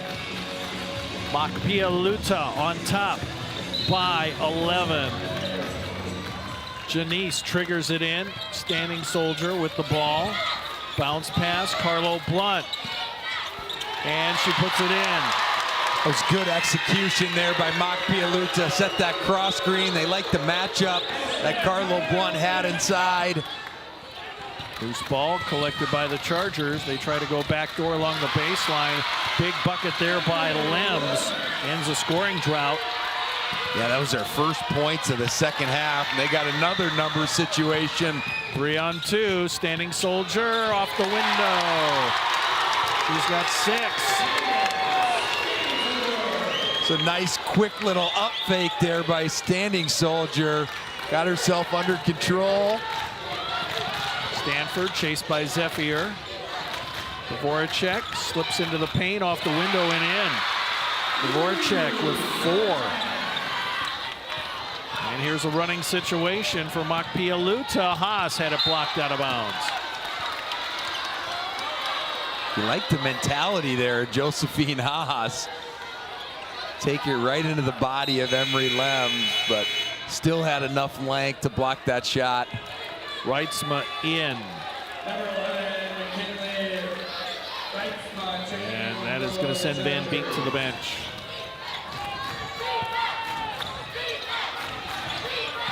throw it into Standing Soldier. She's going to back down. Fakes, turns around, off the window, no good. But there's Carlo Blunt, misses the stick back. Saved by Zephyr. Back to Carlo Blunt, off the window, no. Tipped out of bounds. It's going to Makpialuta. And Carlo Blunt would probably like to have a couple of those back right there. She normally finishes when she gets in that situation. Janice will trigger along the baseline. 29 on the shot clock. Carlo Blunt trying to get to the baseline, does and scores. She's got 6 in the quarter, 10 in the game. And immediately Coach DeYoung sends Leslie Setzer over to the scorer's table. Thrown ahead, dangerous pass. Ooh, Christian lucky to keep that.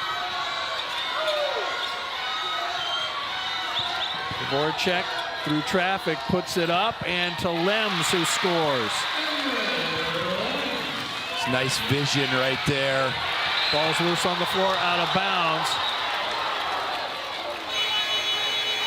And it's going to go to Sioux Falls Christian. Skop out, Setzer in for the Chargers.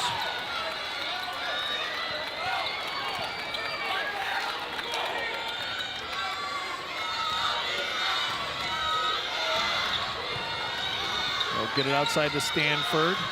3 on the way, no. Rebound fought for, and it's going to be Janice who pulls it away, gives it to Zephyr. That was a nice pin in for the inbounder, McKinley Reitzma, just a little short on the 3. Counted in the foul for Ashlyn Carlo Blunt.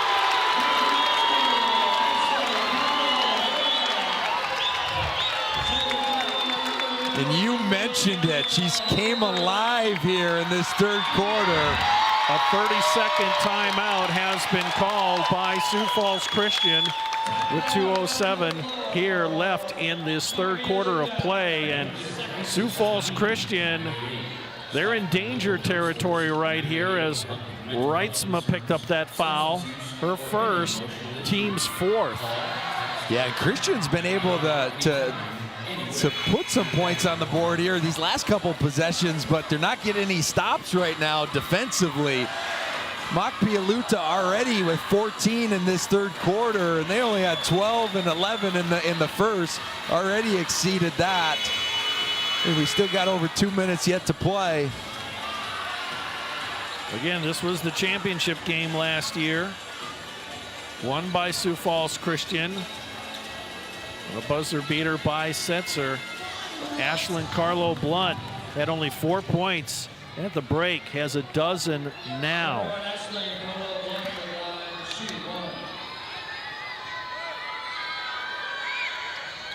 And that one's no good, and the rebound to Lems.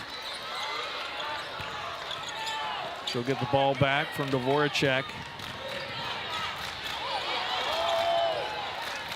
Reitzma, here's the open shooter, it's blocked out of bounds. Carlo Blunt.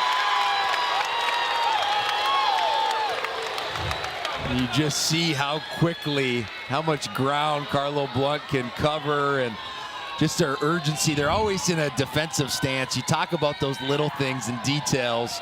Dvoracek, the fadeaway, in and out. Standing Soldier clears the rebound. Carlo Blunt on the move. Steps back, hesitates, had it taken away by Hadler. Finds Voracek. Here's a 3, Reitzma off the mark, long rebound, goes out of bounds. It'll belong to Makpialuta. Mesteth, Mills in, Haas going to the bench, and Carlo Blunt will get a break with 1:29 left in the third quarter, and her team's up by 13.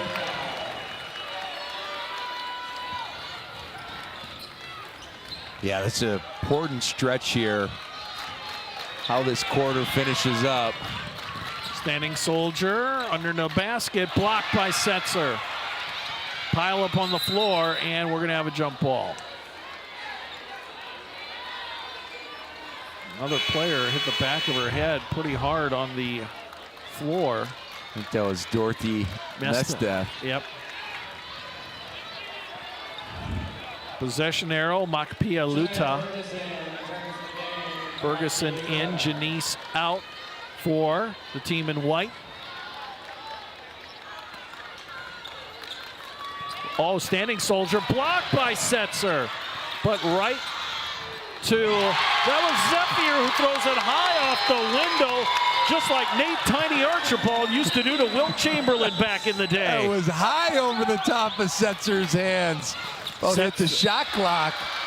Setzer is going to get some free throws as she got loose underneath the basket. And that is going to be Standing Soldier, the foul, her second. And Setzer just been relatively quiet. Their leading scorer only with 4 tonight. 1 of 9 from the court. We'll see if she can capitalize from the foul line off the mark there.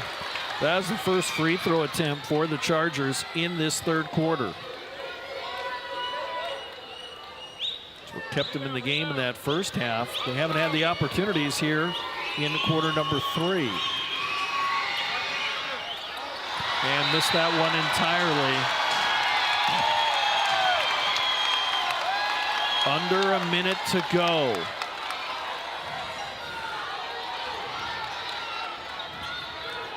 Lead 15.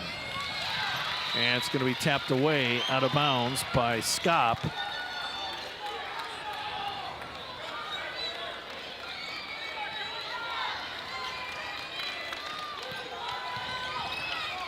Yeah, and any second that Makpialuta here, they got another number situation. Setzer with another block, saved by Dvoracek. And here comes Hadler, throws it into the paint, tracked down by Dvoracek, slips it inside, but I think that went off the fingertips of Lems out of bounds. Turnover, Chargers. Yeah, I was going to say any second that Coach Rama can give for Ashlyn Carlo Blunt to get rested and recover to this final quarter, but he figured they could hold for one here if they choose. Wanted to get her back in the game.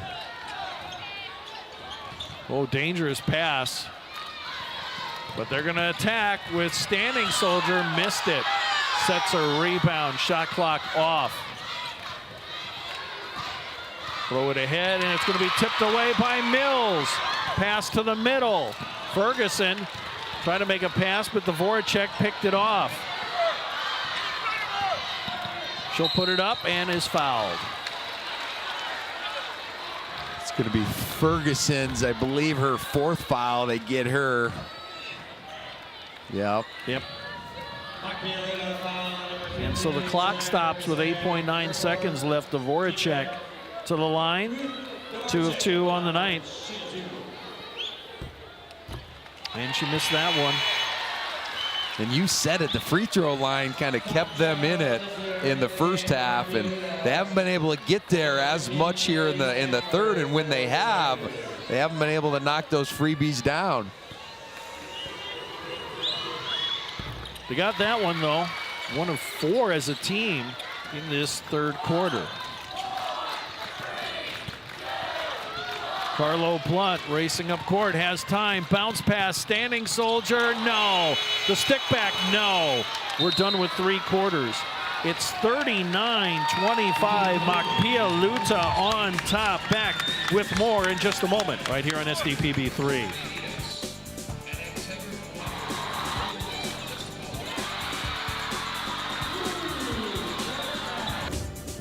Educators across South Dakota are coming together to elevate, educate, and empower. This June, the Department of Education hosts the South Dakota Literacy Conference in Mitchell, a gathering dedicated to advancing the science of reading and sharing new insights into how students learn, exploring research and real-world strategies for South Dakota educators to move literacy forward for all learners. South Dakota Department of Education, learning, leadership, service. It's not just about making a living. It's about upholding a way of life. We are connected to this land. committed to the future. Bank West.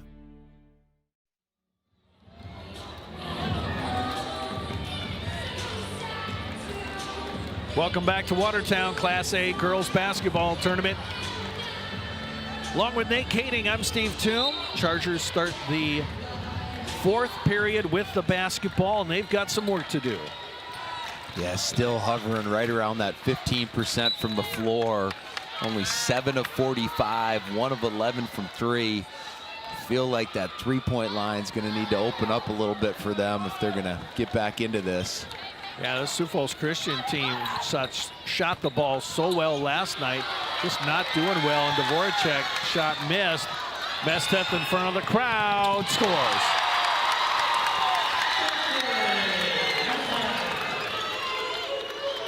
And the lead now 16. They'll go into the paint, and Lems throws it up, counted in the foul. It's a big bucket from Emery Lems right there. Leads them in scoring. 12 points here tonight with an opportunity here to make that 13.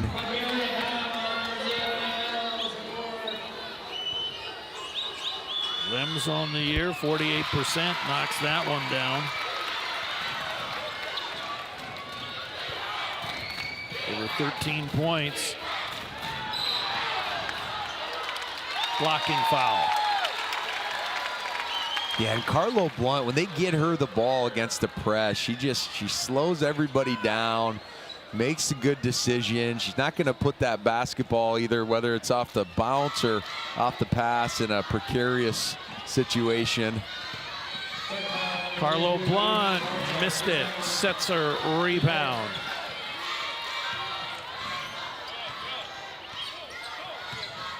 Scott into the front court. Open shooter on the way. It might have been partially blocked as Mills collects it out of the air. Carlo Blunt looking for a teammate. Mesteff. Blocking foul. Oh, Dvorak can't believe it. That'll be her third. Yeah, Dvorak thought that she was beat her to the spot right there, but a little bit late sliding her feet.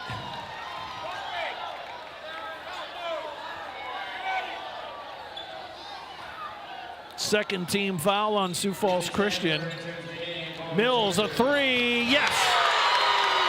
And Maya Mills, we talked about it. She had 6 of them yesterday. Her first one to drop today, and a big one. Trying to go inside. Lems lost the handle. Setzer puts it in. Setzer has been quiet tonight. That's only her 6th point. Mesteff passes it ahead. 2-on-1. Mills again. Yes! And a timeout called by, or hang on, we've got. And Carlo Blunt went down. She is getting up slowly, but we've got a full timeout called by Sioux Falls Christian. We'll step away, come back with more from the A tournament in just a moment. Since 1882, we've raised 5 generations of hardworking Americans on this land. Our great-great-grandfather believed in something simple: respect the land and it will provide.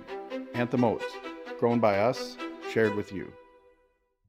Your Great Plains Case IH dealers know that hard work starts early, in the field and on the field or the court. Dedication, teamwork, pride, the values driving farmers also powers South Dakota athletes. Growing crops or growing champions, it takes the same drive to succeed. Your local Great Plains Case IH dealers know the future is built by showing up day after day, ready to work, ready to win. Great Plains Case IH dealers, supporting schools, athletes, and the communities we grow.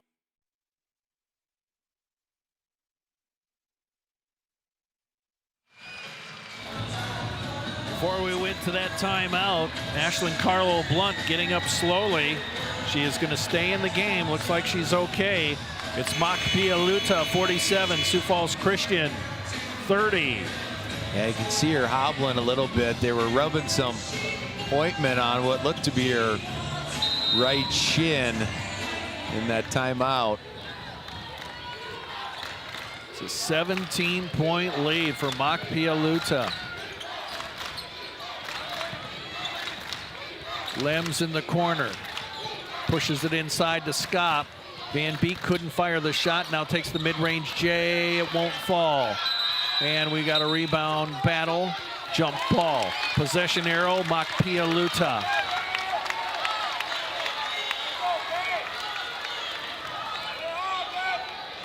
Sioux Falls Christian needs a few stops here, and they need to be very efficient on offense. They were last night against Wagner. That has not been the case. Near steal. Carlo Blunt on the move. 3-on-2. They're going to pull it outside. See if they try to set up Mills again. Carlo Blunt calling for it. Drives to the corner. 3 on the way. No. That was Knife with the miss. Scott the rebound. It's a great decision right there. This one's in trouble. Yeah. Mills going to drive in. Counted in the foul, Maya Mills. And that basketball just hung in the air too long.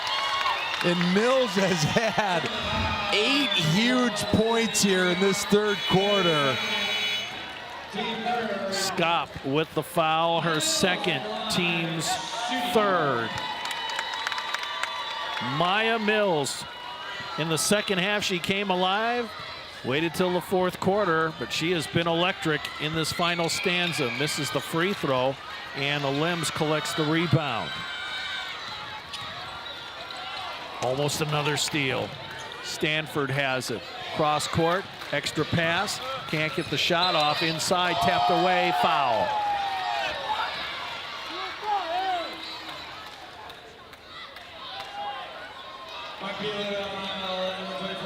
Peyton Knife gets her third.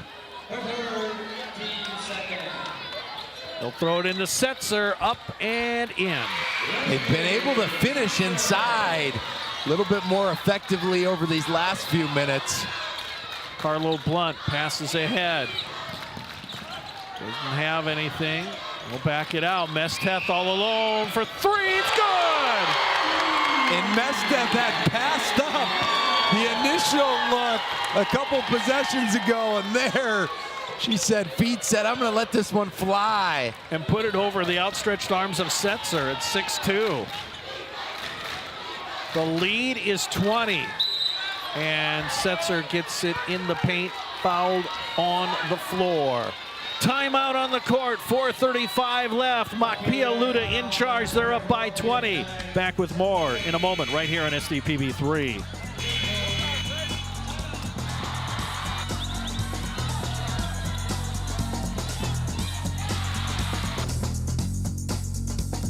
I can't imagine being anything other than a nurse. I'm also much more than a nurse. And working at Avera lets me find balance between the career that called me and a life that fulfills me. Protecting crops. Agronomy Plus in Mitchell, Rock Creek in Howard, and Valley Station in Armour provide agronomy services, fertilizer products, and crop analysis systems, including Agronomy 365. This system helps manage your field's performance, supporting small-town communities while hiring and training local youth. Agronomy Plus in Mitchell, Rock Creek in Howard, and Valley Station in Armour, serving area producers and their communities.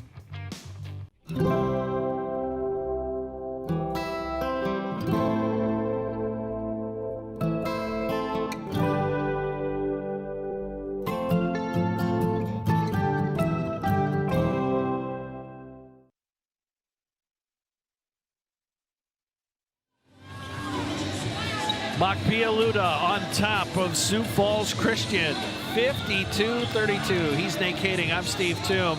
Chargers play it in. They've got 4:35 left to go in regulation. Setzer had it tipped away from her. It's loose on the floor outside to Van Beek.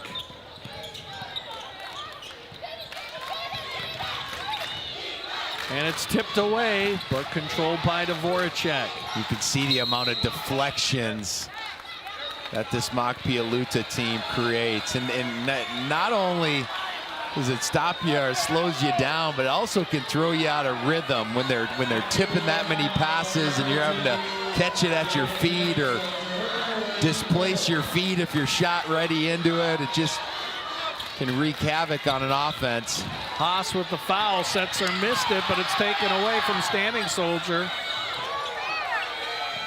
Reitzma, Van Beek drives, passes underneath, and there's the finish by Stanford. She's got 4. Carlo Blunt passes ahead. Mills. Give it back. Yeah, and Machpialuta's done a pretty good job taking care of this basketball against the pressure, and there's Zephyr a little short. And they're going to get Zephyr on the foul, chasing the rebound. That's only her first, but it is the 5th team foul on Machpialuta. So free throws the rest of the way here for the Chargers. And Van Beek to the line, 3 of 4 on the night. And Coach Rama is visiting with Zephyr on the sidelines right there. It's a teaching moment. You get in those situations, you absolutely cannot foul that far away from the basket and give them opportunities to score without the clock winding down.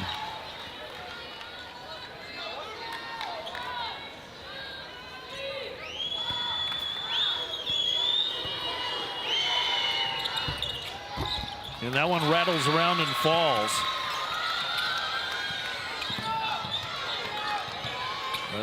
Sioux Falls Christian's got to get some steals, and there's one. Reitzma pulls up, missed it.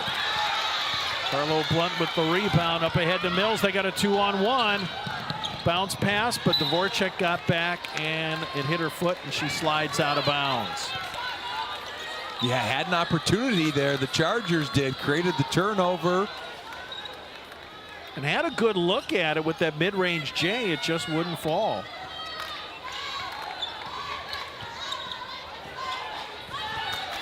It's Standing Soldier, bounce pass into the paint. Goes through several hands, but off a Charger out of bounds. Yeah, and if you're Machpialuta, you're in no hurry in this situation. You still got 22 on the clock. Carlo Blunt to Zephyr, gets it back. Standing Soldier outside. Now 10 on the shot clock. Mesteth drives, missed it. And we're going to have a rebounding foul, no jump ball. Possession arrow, Chargers.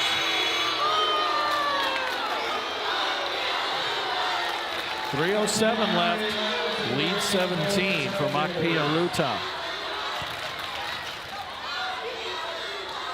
Sioux Falls Christian's got a lot of work to do and a short time to do it in.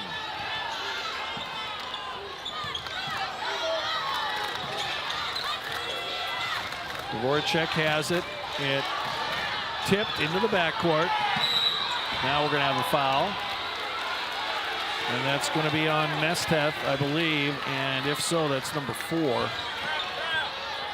With the style that the Machpialuta team plays, and we've mentioned this before with Coach Rama and his staff, you got to be okay with a little bit more of a propensity to foul and put people on the line a little bit more, just with the style that you play. Because if you take that aggressiveness away and you're really going to harp on guarding without fouling, it takes their edge away and takes what really makes them special away. Now we're going to have a foul, and it's going to be on Lems. And that is the 4th team foul, second on Lems. So that was the last foul that they had to give. Free throws the rest of the way for both squads, 2:52 left. Yeah, and after stretching this thing out even further, Machpialuta hasn't scored in about 2.5 minutes. Bounce pass, Standing Soldier scores. Right on cue. She's got 8. The post players tonight, Knife and Standing Soldier, 18 combined. Dvoracek, 3, no. Rebound Lems, she'll put it up and in.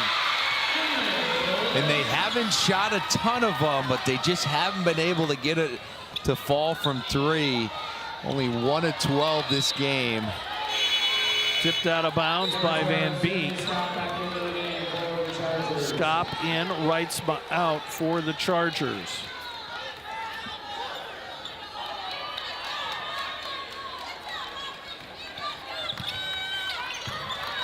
Pass tipped, stolen away by Lems, but it's tapped out of her hands into the Charger student section at the far end of the court. And Makpia Luta is going to call a 60-second timeout.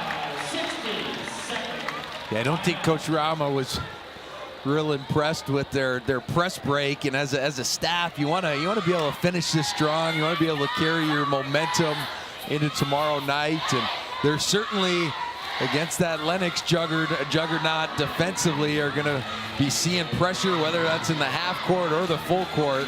They've shown the ability to be effective doing both, a little bit more in the full court in their quarterfinal game and more in the half court in their semifinal.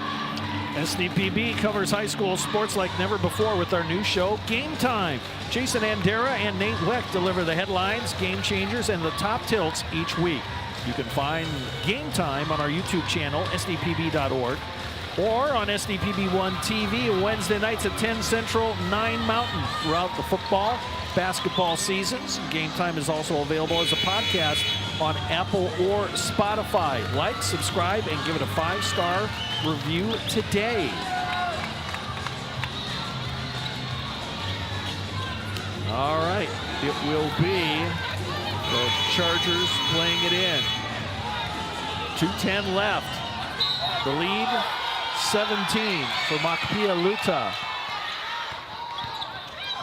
And there's Dvoracek elevating and scoring. She's had a tough night shooting from the field. And we got a near steal in the backcourt. We got a jump ball, possession arrow, Makpia Luta. 2:01 left.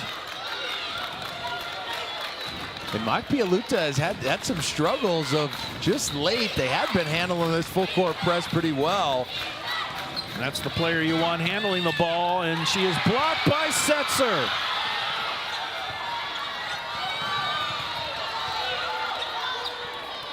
Skop with the ball, drives in. Dvoracek, a long 3, no good off the back iron. Opportunity, Mesteth gonna throw it up, and no, and she will get a free throw opportunity. You can see Mesteth racing down the court. And that is going to be on Dvoracek, and that is her 4th. It's been a very physical game, just like what we saw last year out in Spearfish.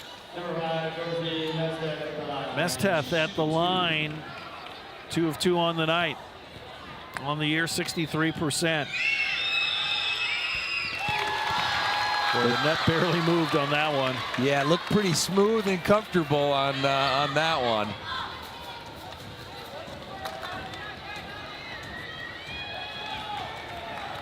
Yeah, 8 of 11 as a team from the foul line. Makpia Luta. And she got them both. 9 of 12. Hit 5 threes on tonight's game as well.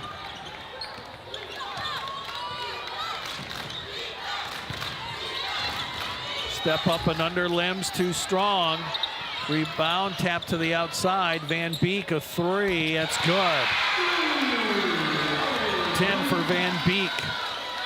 And again, they go to the press. Carlo Blunt gives it to Zephyr, tipped away, and it's going to be Lems right into our scorers table. Thankfully, we weren't wiped out, but Makpia Luta gets it back. They get it in the front court in a minute to go.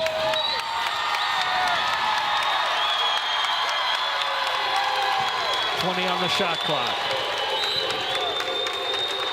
And I think we're going to have a foul on Sioux Falls Christian.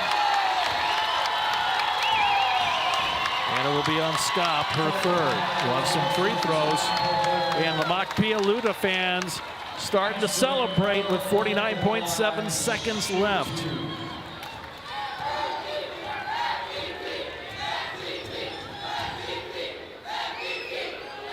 And that free throw no good. And here's the thing, Carlo Blunt has not scored in this period, yet she has made a difference out there, handling the ball and passing the ball. 8 assists Carlo Blunt has, 7 rebounds. She just impacts the game in so many more ways than just scoring the basketball. They'll pick up the pressure at half court. Dvoracek picks up her dribble. Long three, Van Beek is short of the mark, and it's tipped to the outside. She'll get it back. Fires again. That hit the side of the backboard.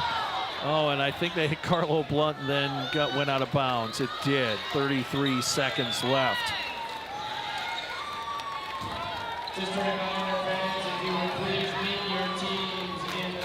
It will be Van Beek throwing it in.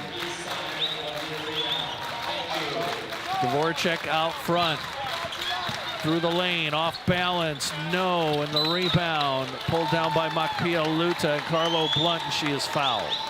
Will walk to the other end. Yeah, and the Chargers continue to battle. Just what was a night for them where they couldn't get much going offensively.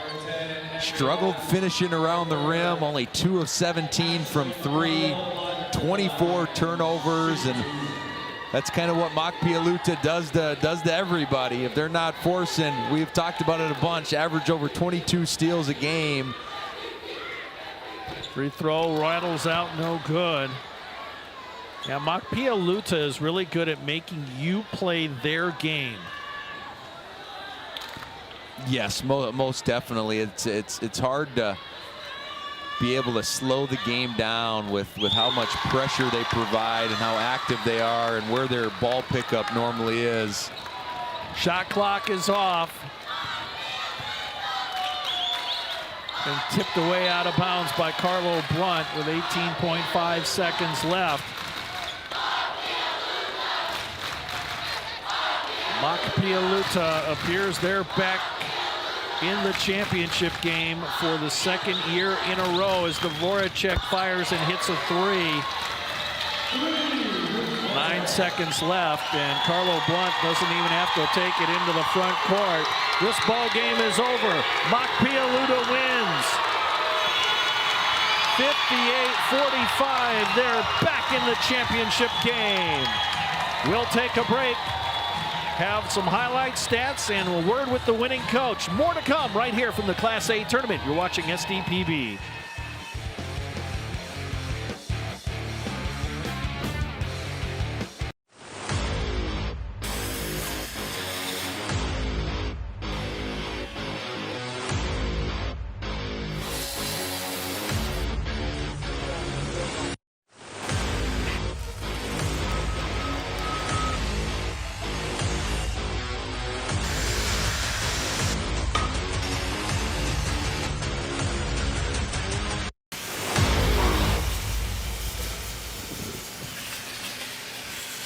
Is it the competition that keeps bringing you back?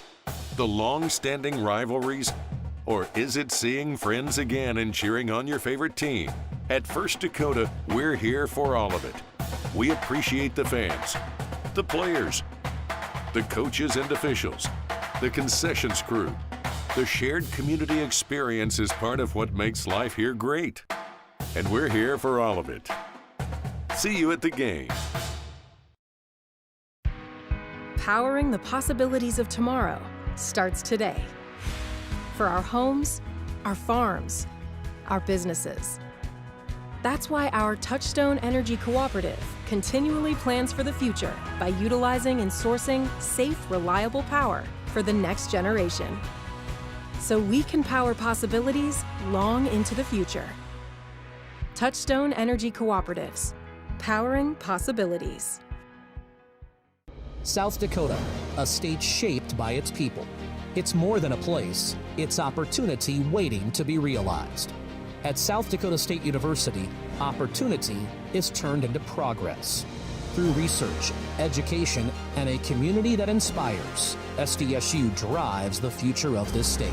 We're not just here, we're taking action with purpose, trust, and impact. This is SD State.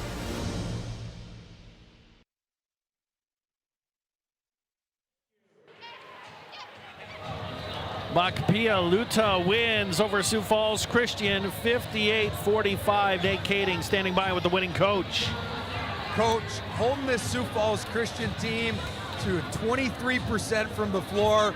Oftentimes it looks like you got about 6 or 7 players out there defensively, but how do you get your group to buy into that and play with that style and that energy for a full, complete game? Well, I think, we've been doing the same thing all year. We've been doing the same thing for several years. We got a little bit more size this year, which helps. And, they really wanted it. They really wanted to be in the championship. And, I feel like you get to the state, it's hard. Every game is hard, like I said before. So it's like, just give everything you got, every single ounce of you. If you lose, that's okay. You can feel like you did your best.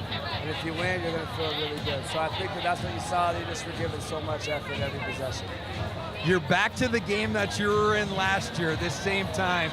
What's going to be the message to the group going into tomorrow against a good Lennox team? Well, Lennox is tough. We already played them one time this year. I mean, it's just the same thing. You just get out and defend the best you can and try not to turn the ball over. I don't think it's not like some real fantastic thing that we're going to make a plan tonight. We're just going to do what we do, and, we kind of have some familiarity with them. So, I know we're going to enjoy it tonight and sleep in tomorrow and get back to work. Awesome, Coach. Well, I appreciate the time. Nice win tonight. All right, Wopila. All right, thank you, Nate. Congratulations to Coach Rama here. He mentioned that Lennox and Machpelah-Luta played earlier this year. It was a 10-point margin of victory. That was the closest game all year for the team that won here in the semifinals. Sioux Falls Christian, they will play tomorrow night against Hamlin for the second year in a row. They met last year in the semifinals. This year they'll meet for third place, and that's that sportscaster's nightmare of the Chargers versus the Chargers. Let's take a look at some of the highlights from the second half here as Machpelah-Luta outscored Sioux Falls Christian 16-7 in that vital third quarter. And Nate, that's really kept the Chargers really at arm's length. Yeah, Chargers back and forth for much of that first half. Machpelah-Luta got a little separation at halftime, but then it really wore on the Chargers as that game went along, and they just couldn't really get much offensively. And that's their Machpelah-Luta's defense has a tendency to do that to you, even if you're a little comfortable to start off with. And I'm not sure Sioux Falls Christian ever was really that. But it can wear on you from an endurance perspective, and then just even mentally having to see this defense throughout all 32 minutes. Hey, take a look at the highlights, and then Maya Mills bombed in a couple of big trays in the fourth quarter. Setzer gets a bucket there. She never really could get going tonight. She was held to just 8 points. And there's the hoop and the harm. Dvoracek had a tough shooting night. Emery Lems led them with 15 points for the Chargers. Yeah, and their main, you mentioned it, Steve, their main key scorer, Leslie Setzer, only 3 of 12 from the floor. Ruth Dvoracek, their second leading scorer, was only 3 of 18 from the floor. They did kick in a couple threes at the end, but they had only had one made three for much of that game. And you see the turnover battle. Machpelah-Luta won on the glass. Pretty complete performance from this Machpelah-Luta team. Yeah, they got a lot of players involved tonight, and again, their post players, Peyton Knife, Jaden Standing Soldier, combined for 18 points. That was a big plus for Machpelah-Luta tonight. Yeah, their bench provided them some great energy and some different people. We mentioned Peyton Knife a lot. She was big, especially in that first half when Maya Mills was battling some foul trouble, and then Mills came out of nowhere to finish the game and got production from a variety of areas, because you normally know what you're going to get from Ashlyn Carlo Blunt, and that's a well-rounded performance with 14 points and 8 rebounds and 8 assists. Yep, and Standing Soldier with 6 rebounds. Knife with 3 rebounds on the night, so they were contributors on the glass as well. Meanwhile, Van Beek, the only other Charger in double figures with 10 points. Dvoracek held to 8, Setzer with 8, 4 for Stanford coming off the bench for Sioux Falls Christian. We'll take a timeout and put a wrap on things, get you ready for tomorrow when we come back right here on SDPB 3.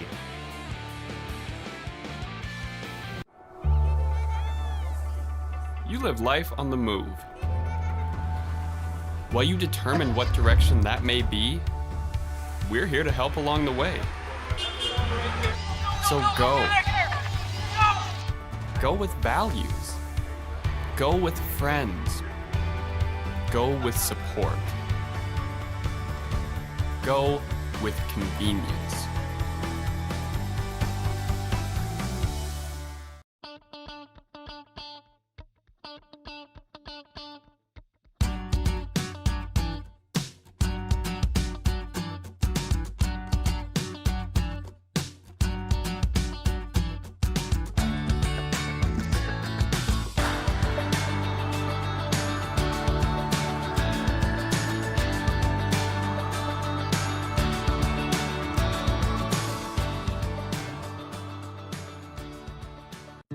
Bioethanol supplies more than just energy. It creates jobs in rural communities. It drives demand for local corn. It provides opportunities for family farms to thrive. To ensure agriculture plays a leading role in the efforts to decarbonize and transition energy, bioethanol remains at the forefront of a pursuit for a cleaner, brighter future for all Americans. Learn how at sdethanol.com. At Muth Electric, we don't just power projects, we empower people.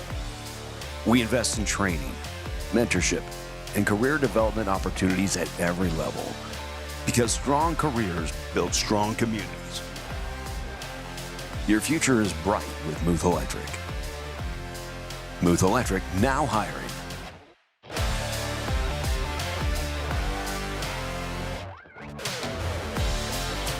Lake Area Technical College provides hands-on learning and practical experience in real-world environments. Prepare for a career right out of school from the moment you step on campus for an education that can really be put to work. Lake Area Tech is the start of something new.